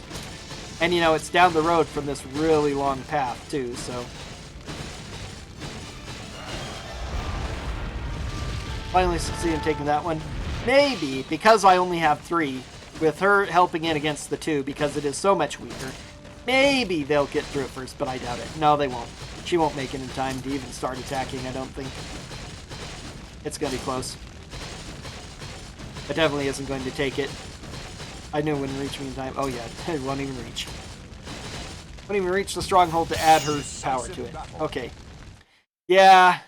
The death to Zasalamel killed the chance of this being a really good run. I knew it took a long time here. But I'm not going to lose too much time here despite the death to Zasalamel. Not going to get my sub 3 yet. Too bad. He is weaker than all the other characters here pretty much. He's, despite being level 51, he's not intimidating. All guard break is not intimidating.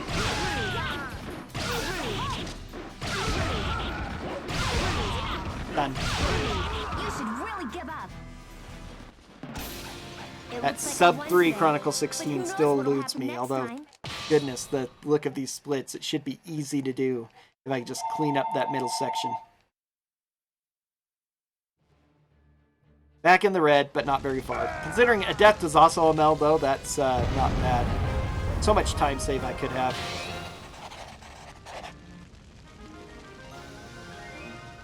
I'm going to go ahead and, I'm going to go ahead and finally delete all my splits, my golds, and just so that everything look good. So I'll get some easy golds next time. They're going to be kind of fake, but whatever, doesn't matter. I'll rewrite everything with it.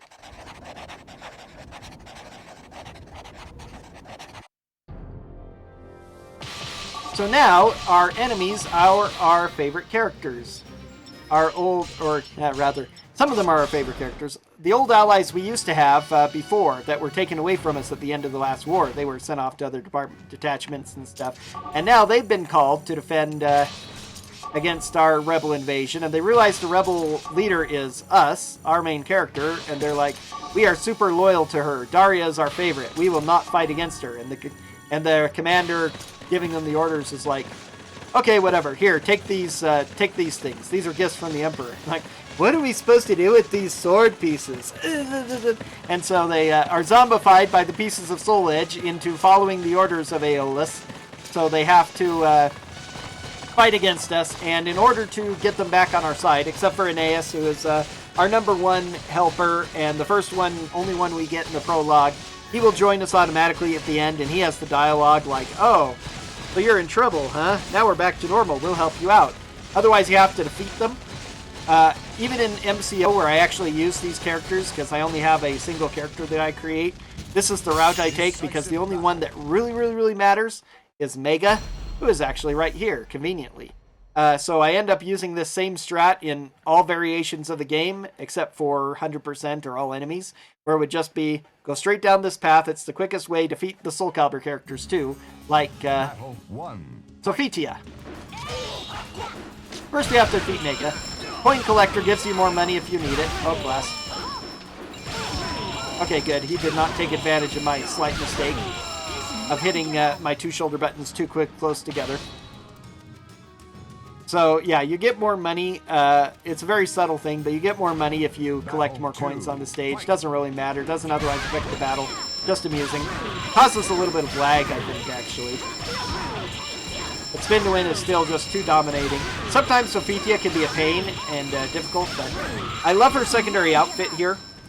Blue is one of her primary colors, but for whatever reason, they didn't give blue to her primary outfit in this one, and her outfit is always the same, a dress that is possibly a little too fan servicey, especially considering she's a mother, not a, hot young unmarried person you can say waifu over. Yeah, she's a married mother, but it's basically the same outfit, but because they don't put any blue in it and just leave it white and some parts of it rather gauzy and see-through-like, it seems like she's fighting in a shift, which is a little bit too much. That Battle Maiden outfit there that she had, or swordswoman outfit, whatever you want to call it, because she's not a maiden, because mother, whatever, is slightly cooler. I think it's really cool. Not sure if I like her hair bound up like that more than her long hair, but still a good look for her. Sophitia is one of my favorite characters in the top 10.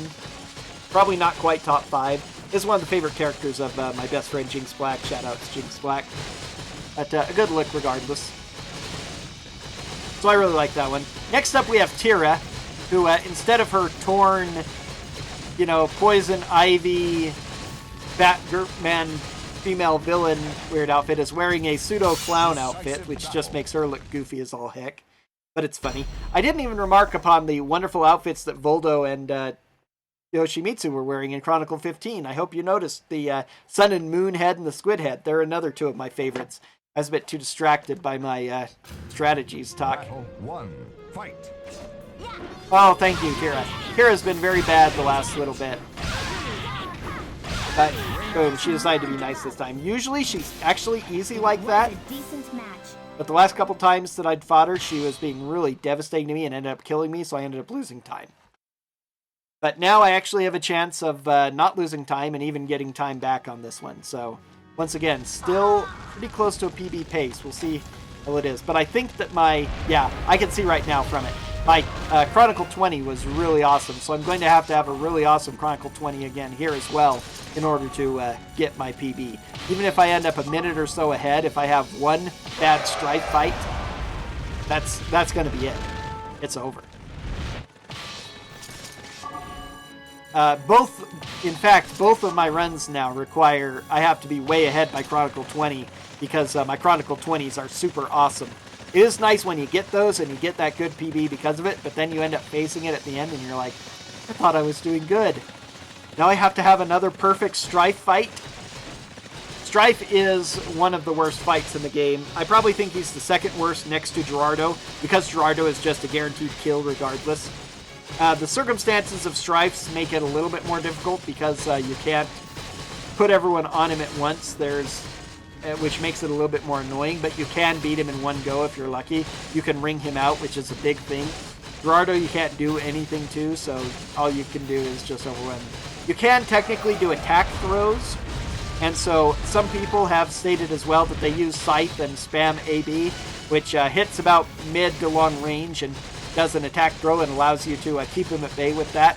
It's a little bit slow to swap to the weapon though, which is why I don't bother, and also I have no idea who's going to end up with it, fighting it, because of the weird way that it chooses wrongly, whoever's going to be there. But it's definitely not bad for an early learning strat. Decisive battle. I think that my gold here was simply because of a late split on another Chronicle. On the previous Chronicle, Chronicle 16, actually. I don't think it's a real gold. It's just too perfect. Otherwise, or the fights just went absolutely insane. Now, Aeolus here is the other character who is very large. Look at how tall he is. I barely come up to his waist crouched.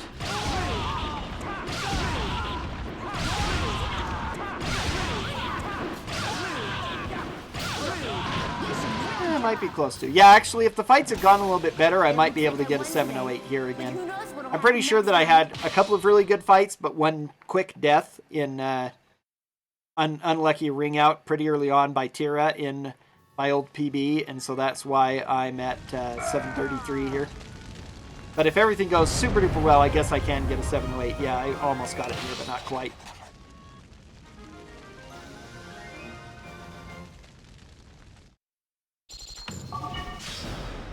But back in the green. Nice to be back in the green for the second time in a very, very long time.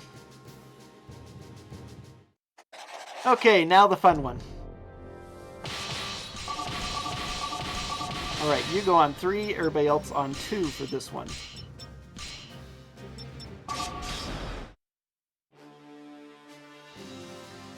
So now we face Abilia.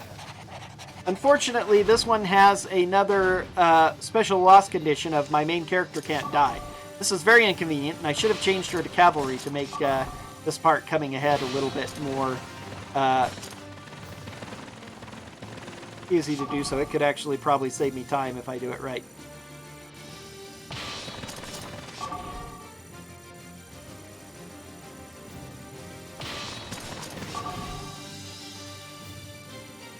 But so I don't want my character involved in most of these fights because she's just going to get killed. But I can use her as a distraction, and she does it best as I say, as a cavalry. Not so much so as a bandit, because she isn't quite as fast and she does too much damage to strongholds.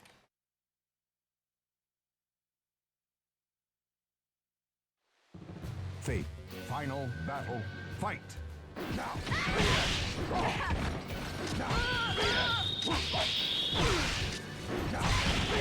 Off you go. Ring out. Down you go. I'll accept your challenge anytime.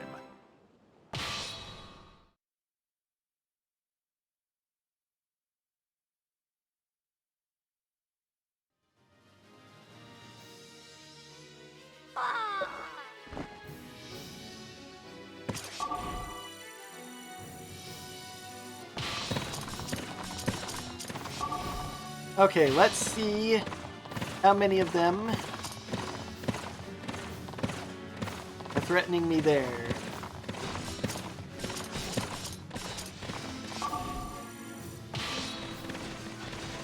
Possibly too many, but we will see.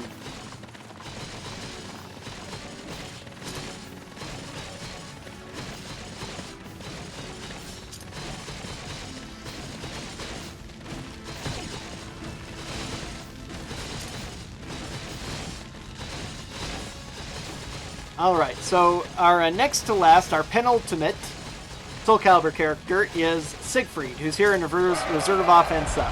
Very worthy of being a penultimate style character because he is a knight, naturally. It just kind of, he is one of the characters who most embodies a knight. Even if he's more of a brigand, really, and it's a couple centuries later, but he's shown the nobility of knight in that way, with his desires to make up for his past sins and get rid of Soul Edge and all that. This guy's pretty hilarious right here. He's decided he wants to hunt us down, and him too, but they're not very good at it.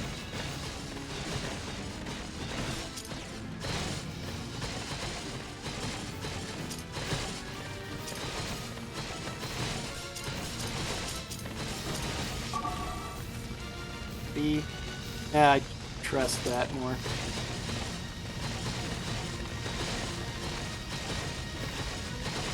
But his secondary outfit here, now just, he really looks like a knight in his primary outfit, but I kind of prefer his secondary one. Again, like Maxi, I prefer his long hair. It looks cool in his first one versus the short cut he's got there. Not that it's bad, just his traditional long hair just looks a bit better. But his cool outfit is still more of a rugged traveling vagabond, which is what he is at this point, not a shining knight. He's supposed to be trying to hide the swords, which, again, he has two giant swords stabbed into each other, so his realism for hiding that regardless is a bit silly, but you can see them in the background there here, actually. This Lost Cathedral is naturally the place to put him. He's dangerous now because of reserve offense up.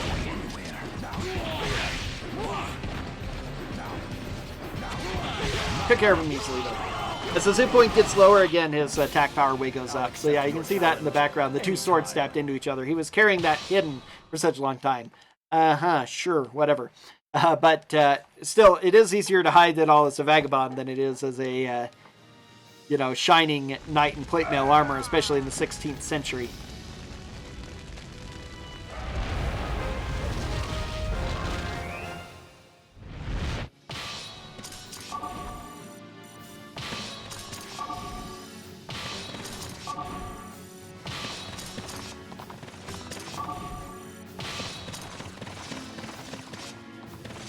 Come on, go inside the thing.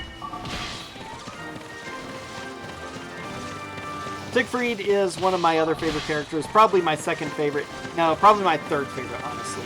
As you can tell from my thing that I use a lot, Keelik's one of my favorites as well. He's actually my second favorite, next to Sung Mina. Siegfried would probably be third. Xianghua maybe fourth. And rounding out the top five would be, might actually be Sophitia. Maybe Sophitia is top five. Like her a lot more than Cassandra. Taki's okay, but don't like her quite as much as Sophitia, so yeah, maybe it is Sophitia. Regardless, gotta deal with the guy here, and is this Whirlwind? Yeah, that makes it kind of annoying, but not super bad. Now, I think I am going to have to fight those three, though. If I change to a cavalry for this fight, I bet that I can manipulate them a bit better, because the cavalry takes less time to take a stronghold. I would do less than a third of the damage that they're doing to my main stronghold to that one. and then be able to retreat a ways if I was close to beating it. Battle 1. Fight. Now. I really hate when it stops just shy of it.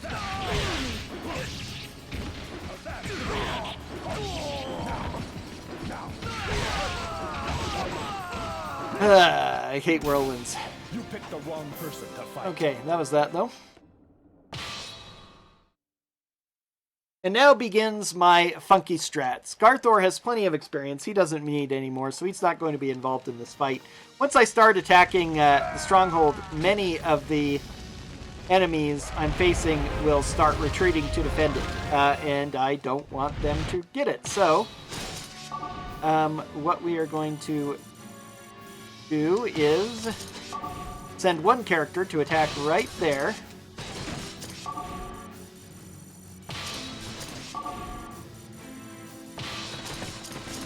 And I guess I'll go ahead and do this battle because I know I'm not going to make it through. I'll just have to fight them and be done. But I tried this on any percent and it didn't work out the way I wanted because suddenly the enemies weren't applying. For some reason, when I go down the southern route, it's a lot more reliable. It's a lot longer, though, because I have to go through 3 strongholds instead of 1 and fight Siegfried. But I know a lot more what they're going to do when I... This is a bit risky, too. I don't want to fight this battle at all, but I can't allow my main stronghold to be taken either. So either way, it's a loss, so I have to defend it. But if I go to cavalry, I think that I can safely prevent it. But we do get to see Balduin at least. Balduin level 3 at this point. Balduin is, I'm sure, a mistake.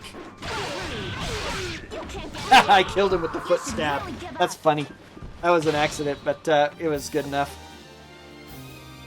I'm sure he was supposed to be in Chronicle 1, and either he was removed by a decision they decided not to have 3 named guys, or they decided to not, or they just forgot about him and forgot to add him there. And because they didn't put him in Chronicle 1, he ends up level 3 at this point, instead of being leveled up like Notice and Ishtar were.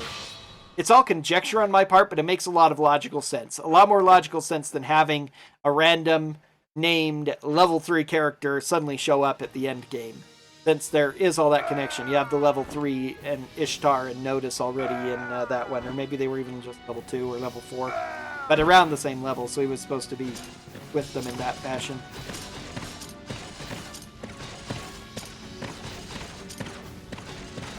So I've done this before a couple times too. This plug prevents the enemy from reaching. So I don't have to fight them. Because otherwise they'd come from behind and attack me. And I would be stuck. I'd have to fight them before I could take the main stronghold. But because of using this plug here, I will be able to prevent such a thing. There's another fun strat in here too, which is part of the guarantee of why I'll never have a deathless run. Even if I had a perfect Gerardo fight, a perfect AG fight, I pretty much always die here, although there's a potential I might not if things go way too well. But again, Guardian Force, you can see it. Guardian Force means that Abelia is our last and final, thank goodness, Guardian Force fight. Luckily, her stats are really bad, just about comparable to AG's. Unfortunately, she doesn't damage herself with her weapon. Her weapon is also worse. The Sword and Shield just is not very good most of the time. But she has Guardian Force, so that means she's tough to fight through. And now, because these 2 guys came and joined, I have 2 more Guardian Forces. Now, usually you have to defeat the boss last, and usually you have to take the main stronghold. But I'm not even going to try the funny trick that I do. I'm just going to explain it right here. Abelia, because she has a cutscene, she is guaranteed to be the first person that we fight. Normally, bosses would go last. If I lost here and then had to come back and fight her again, she would have... she would go last, and I'd have to defeat the 2 people. But I can beat her first, and the objective is actually to beat Abelia, not to take her stronghold. So, I can get around that, having to beat these other 2 by suiciding myself instead, because that's more reliable than trying to get through 2 guys who are fairly weak, but because of Guardian Force, are able to shrug off my blows and could block forever and constantly hit me counterattack anyway, so it's faster just to die. And so I end up, this is the only stronghold in the game in the speedrun that I don't take. The only main stronghold that I don't conquer. And the only other time you don't conquer the main stronghold is Chronicle 20, where there are no strongholds. Even if it is Yep, she will not lose to a traitor, even if it is us. Battle 1. Fight. It's over. So you can see she takes a decent chunk of damage from little hits, despite all the power thing on her. She doesn't do a lot of damage either, which is important.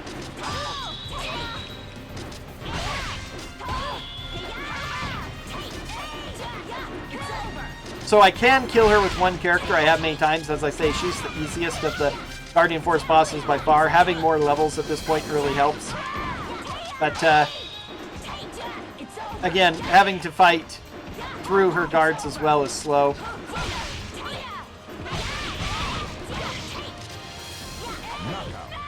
Now, if I did super well on this fight, I might try to go ahead and fight the generic soldiers. But otherwise, it's just not worth it. We're just going to peace out and gain quite a bit of time again.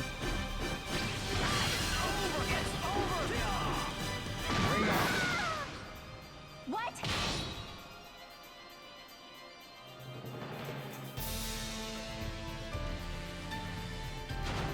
Battle 3. Fight. Bring out. Fight.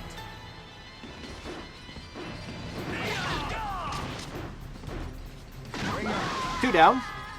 It can't.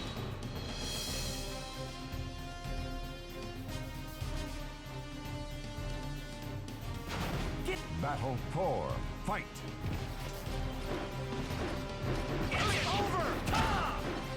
Bring out. Fight.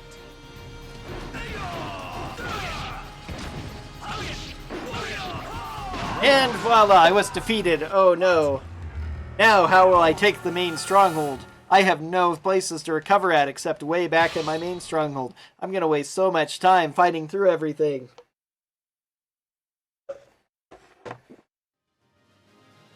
Instead of saying... I can still troll this level for people who haven't seen it before. I just need to do it a little bit better.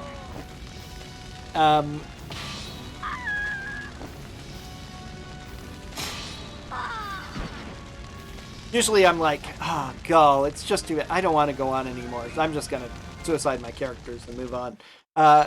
Which is probably weird, but there's a better way to do it, I think. Come up with something that there's a better strat to deal with those two guys.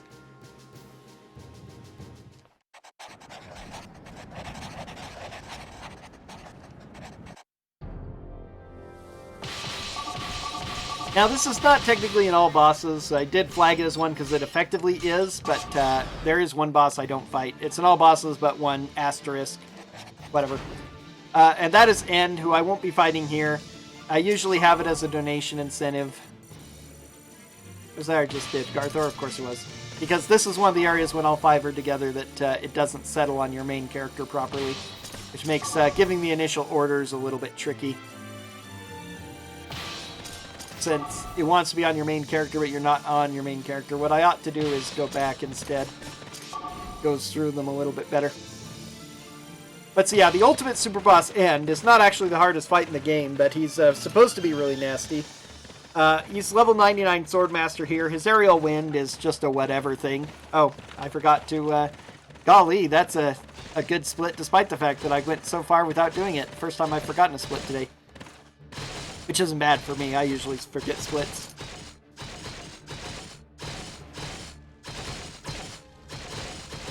But, you can actually get him pretty well with both Katana strats and, Dancer strats, Soul of Xianghua. So he isn't nearly as threatening as everybody makes him out to be. People who fought him without Dancer strats probably remember that he was so hard. He's got a good AI. He does so much damage because he's a level 99 Swordmaster. He has so many hit points. Golly's hard. He's not all that hard, really, once you know the secret. I used to think sneaking in through the back was faster. It is not. So I have one more Soulcalibur character left to defeat, and that's Nightmare, who is in this stronghold right here. He is a bit annoying as a Soulcalibur character because as the last one, Nightmare is the last Soulcalibur character if you don't have a boss like Abyss or Inferno. You know, that seems appropriate, right? Unfortunately, the problem is they made him a barbarian. And again, barbarians, there's a bit of symmetry there. You start with Barbarian Ashtaroth, end with Barbarian Nightmare, but again, barbarians are one of the weaker classes. People have said, oh, I like barbarians to me before. And okay, yeah, barbarians aren't bad. They really aren't. But they're not the best. They don't have a lot of hit points, or a lot of defense. They have decent hit points, but their defense makes that pretty much moot. And their attack is decent, you know, and at level 6 you're going to do some damage. But after you fought your way through knights and assassins and samurai to get to here, a barbarian finale is eh. And his stronghold is not intimidating either. So, again, right in the middle, Chronicle 10 is where the most dangerous one is.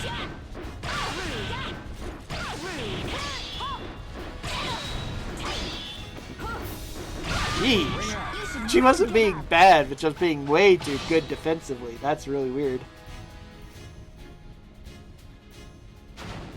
Battle 2. Fight.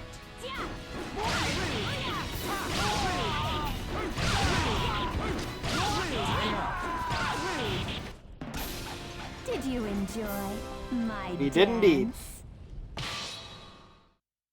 Always just my favorite line from the dancer. I really like how they did that.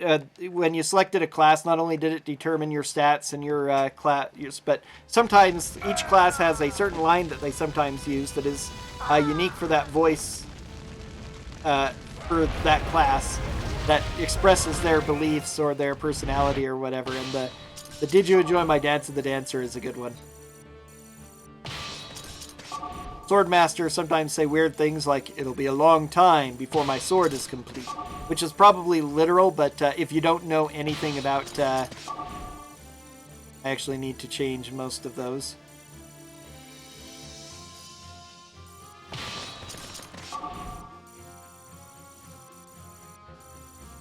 Okay, who is lowest level now?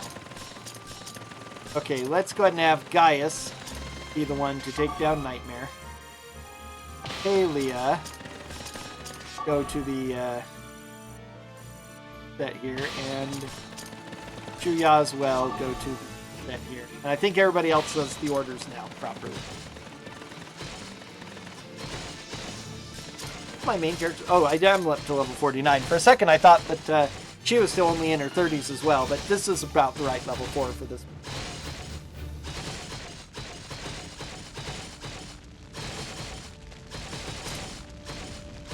Again, just a very big map. I luckily can get away with attacking not too many strongholds, but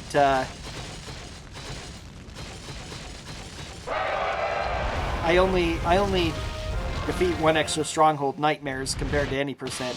Slightly out of my way, so it slows down a little bit, but not as bad as 17 is. 17 is still the longest of any Chronicle, not 17, 16. 16 is the longest of any Chronicle.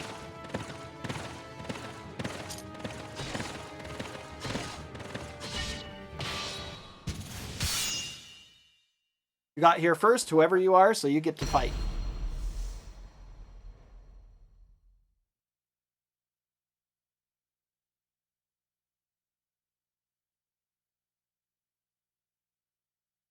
I probably ought to advertise my runs on some Discords. I just never feel good about doing that.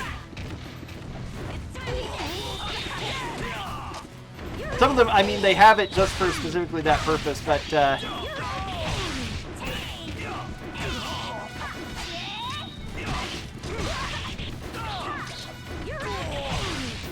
Kalia is perfect. If all my characters get to just about level 30 before the next thing, we'll have very well spread out stats, very good, strong, good chances of beating Strife. SC percent is definitely safer in Chronicle 20 than any percent because of just all the extra experience I've gotten from it. Definitely not faster. I'd be long finished with any percent by now, but right up there.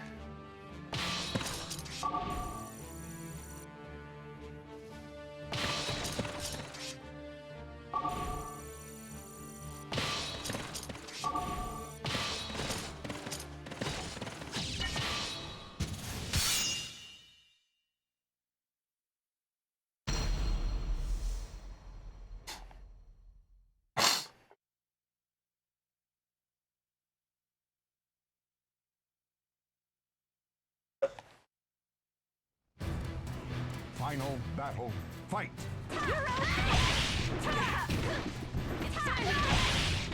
Gaius will probably be the lowest. He won't quite make it to 30. Listen, I just can't afford to lose. 1,000 experience is not going to give him 3 more levels. Probably give him 2, though. But he's not worth that much more than these characters now, because we're fighting mid-50s characters. So, and now the level 60 super boss barbarian at this point is not intimidating in a poison realm. Just sad.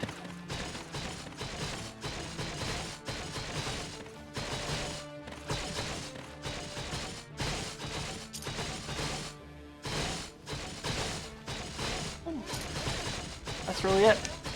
This isn't going to be a submission video or anything, and I don't really have any viewers. It's not too surprising, I guess, since it's Monday morning. Maybe it's not a good idea to make mornings of the weekdays my regular streaming time, because a lot of people are going to be working. But whatever. We'll see what happens. I have several months of playing around to do this. I'm not going to be streaming regularly if anyone comes to watch this VOD later, or if I end up actually PBing and it ends up on YouTube. I'm going to be streaming more regularly now. I may, after a couple of weeks, go ahead and write it into my thing. It's not going to be permanent, I don't think, depending on how other stuff goes. I am eventually going to have to go get a real job again, but I'm currently, by my own choice, out of a real job. I really needed a break from the, oh my word. Mad struggle. Mad struggle. Holy cow. That was a thing. Okay, well, yeah, let's see.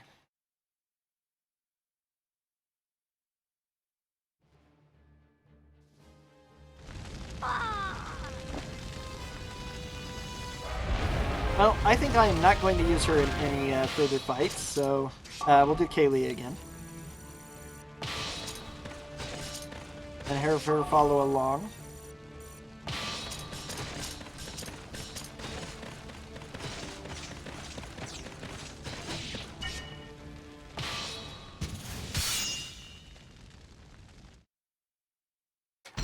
I don't know if it's faster or not to have at least one other person helping against Nightmare, actually. It may be. Final battle. Fight.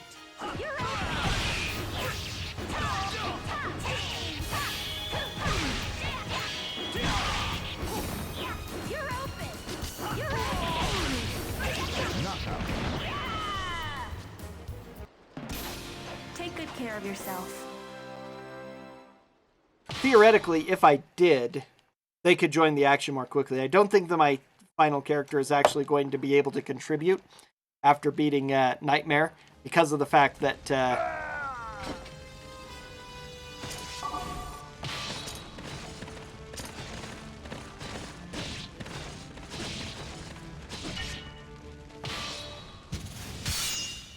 yeah, this other character is already coming up to try and protect, so they are going to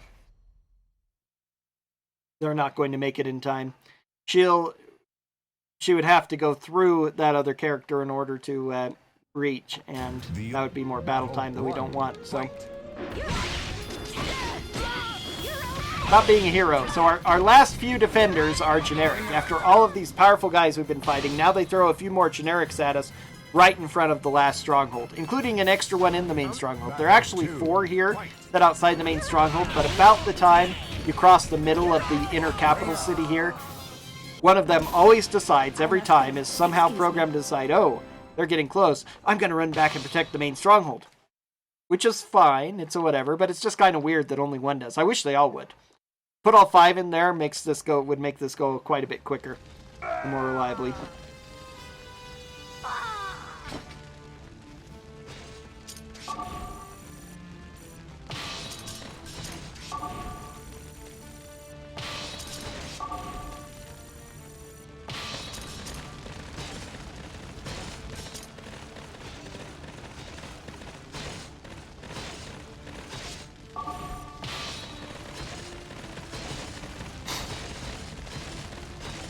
So yeah, now Yu Liang's going to run into here, which is going to block me off from being able to... Oh no, she's going around. I might actually be able to then. We will see. I don't know that I'll make it in time anyway, but as I say, I guess we'll see.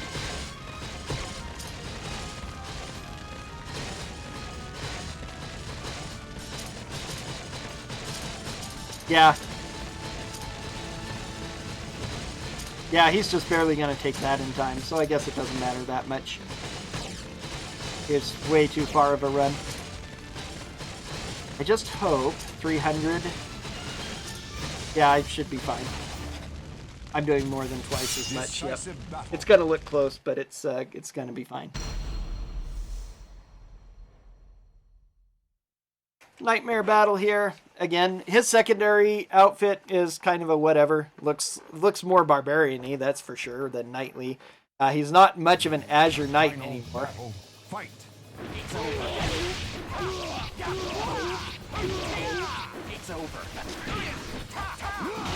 Oh, very, very slick. It's over. It's over. See, not all that bad.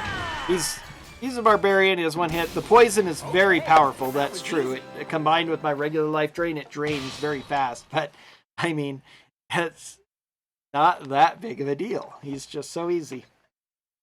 So easy. My biggest worry at this point would be because I only have 3 characters hitting it instead of 4, my main character might end up taking that one stronghold and getting involved in a couple of fights before the ending. I don't know. This is probably a waste of time as well, but whatever, I've got a bit of time. If he makes it in time to do about 4 hits, it's probably worth it. If he doesn't, then I wasted time. I'm probably going to end up wasting. Less than 200, but much less than 400 already. Not bad. No, it's a little bit of time save. Conveniently, because she went up north, so I'm not going to lose too much time. I'm not sure if it is faster to do 2 instead. I think overall it balances out, but...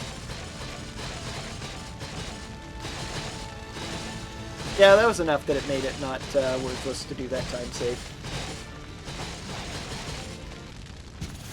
Decisive battle. I wonder if it's almost faster to do 4 instead and have only one person go that far. Yeah, that's a possibility as well. Maybe I should look into doing that. Always coming up with new strats. It's one of the things about this run. I think this run is fascinating largely because I'm involved in it. Trying to plan out exactly where to go and how to best manipulate the AI is a really fascinating and fun part of the run. But it's not something that really stands out to people watching it, that's for certain, which is one of the reasons why I have trouble getting this in. There's a certain group of people who think this is a really interesting run, and they're always happy to put it in their marathons and stuff. Speedy Fists, I can pretty much always get this in because it's a fighting game marathon, and it's a more interesting fighting game situation, fighting game format. Chester was being slightly annoying, but even as a level 60 Swordmaster, he's a joke. Anytime. Yeah, final fight against Chester. Dyed his hair, or because of near death, it's gone white, whatever. But put on some big plate mail, changed his outfit for a 3rd time, but it was still easy. I do have an outside chance of getting a PB still. I have to have a very, very good Chronicle 20, but that was a really, really good run there. Of course, it's a little bit bad because I forgot to... I had a much better 18 than what it looks like, actually. I actually was about a minute in before I split, but even so, that's almost a whole nother minute time save. Okay, first thing we have to do is change back to infantry.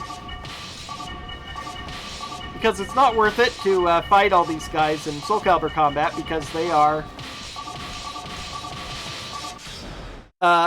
all...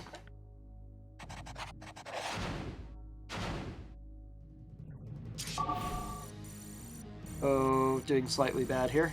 Not a big deal, but... They are...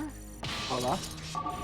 All they do is stand in place. So if we were to fight everyone in Soulcalibur combat, it would be pretty safe, but also very slow because of all the loading times. If ever this got an HD remaster like Soulcalibur 2 did, and I could run it on better hardware with new loading times, it would probably be faster to go ahead and fight them all, as well as being more reliable.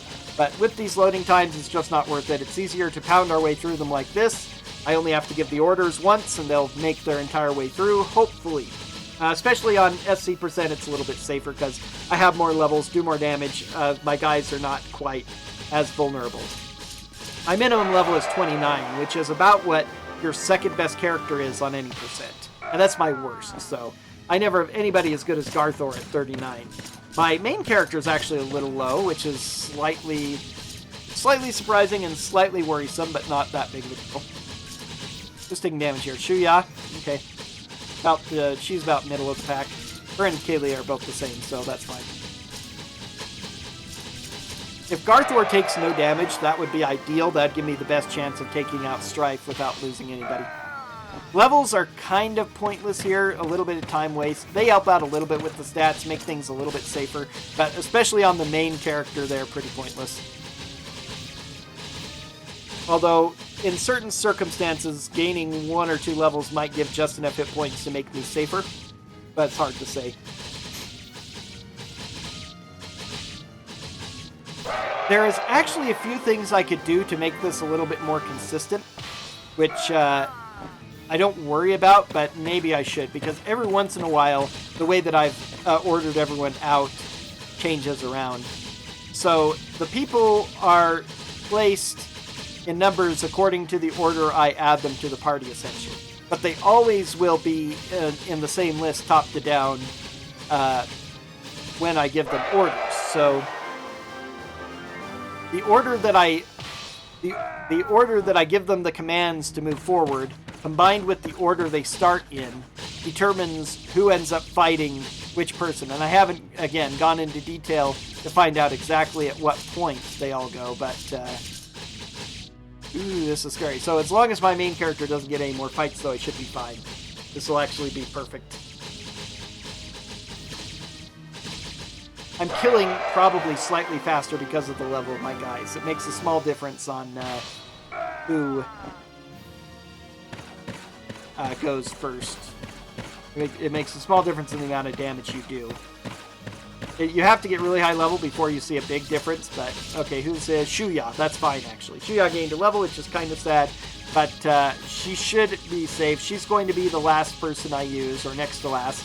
The last person I use is going to be main character. 2 reasons I don't want to use main character. If she dies, it's all over, so I don't want to risk her if I can possibly help it. 2, we get a cutscene if she joins the battle, and we'd rather avoid that. So let's see. And Garthor started taking damage, and he's going to take the damage here.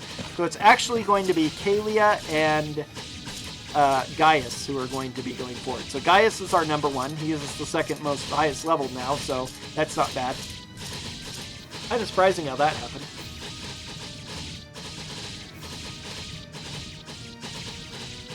But, and then Kalia. Haha, a level for Daria when it really doesn't matter anymore. Yep, perfectly bad thing. I mean, if anybody else, at least I would have gotten more. Okay, Kalia next, and hopefully no one else will even have to fight because we're not going to do any good.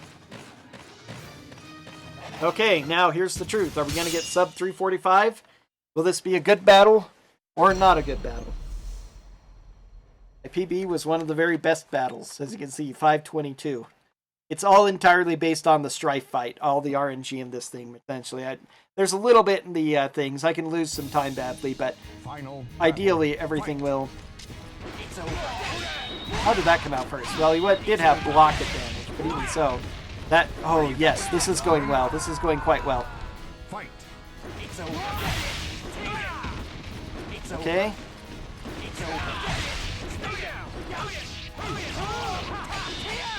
Oh, my mistake. That was bad. Every hit heals him, so I can't let him hit me too much. Or luckily not his attacks, though. He is losing health gradually from the weapon itself, just like I do. And that's it. That is a PB. Again, an awful run, just like my any percent run, was it 2 weeks ago? An awful run that somehow became a PB. I have no idea how that happened. It feels kind of good and kind of bad. I hate having a run that was so with so many mistakes in it and horrible things that ended up doing well. But on the other hand, it means that that section of the game will be really easy to gold on. And I don't think that I can do that much. I can really, that these, with the exception of this fight being pretty darn good, not quite as good as last time, but really close. This was a really, really clean Strife fight. So other than that, there's nothing that's really super scary about any of these splits that would make them really, really, really dangerous. So I did have the one bad split. I'd rather that be accurate. So I'm going to go ahead and kill all my splits. But first I'm going to correct the one for Chronicle 18. So I'll have to go back and watch the VOD for that. So yeah, these are going to be my regular streaming hours now, Monday through Friday, sometime in the morning. I'm not an exact time, but 10 o'clock Eastern-ish is likely when I'll be starting, depending on just when I wake up. Go through some speed runs, Monday and Tuesday, going to be Chronicles of the Sword, various styles of that. I might do any percent, SC percent, MCO, depending. I want to do a run back on, I'm going to do MCO, I got a PB here. I'm going to do a run back on both any percent and this one because I think I can get even better PBs, but that's going to still be a bit in the future. Statue coming up, really awesome. I have to point out this animatronic medieval statue. Notice the moving hand every time. Super awesome. But Wednesdays and Thursdays, I'm going to run gold box games.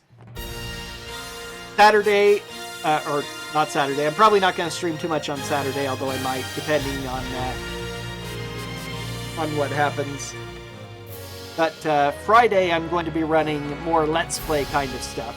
I'm going to start out by doing emulated. This is on PS2, but I do have an emulator for Soulcalibur 3 as well. And I'm going to run an emulated file just to demonstrate unlocking everything. And then once I have that file completely unlocked, I'm actually going to upload it to the speedrun.com resources page so that people can download that to play on their emulated version. If they want to do that in order to get them on this run, I am perfectly happy with that. That would be really awesome.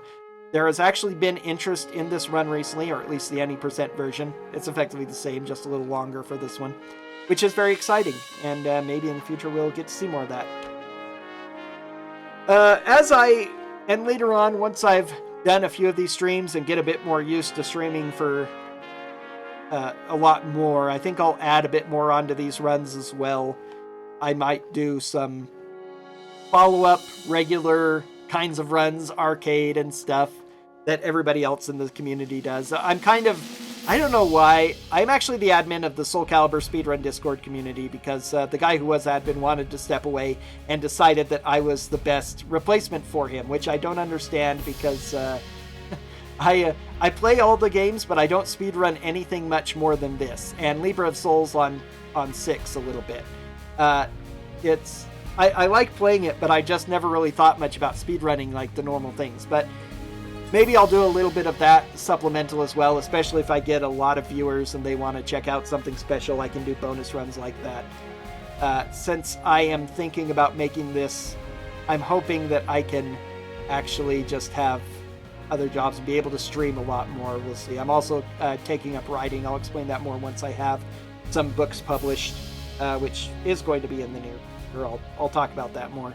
And if that earns me enough money to do this as a much better hobby, I'll devote more to it as well. But for now, I'm just going to stick to a basic speed run. 3-hour, 4-hour speed run is long enough for the most part anyway. So that's it for me. Thanks for watching. All viewers who watch live, anybody who watches the VODs, you're going to see a lot more of me in the future, and I hope you continue tuning in to check them out. And I will see you all later. One last final word from our narrator before I do.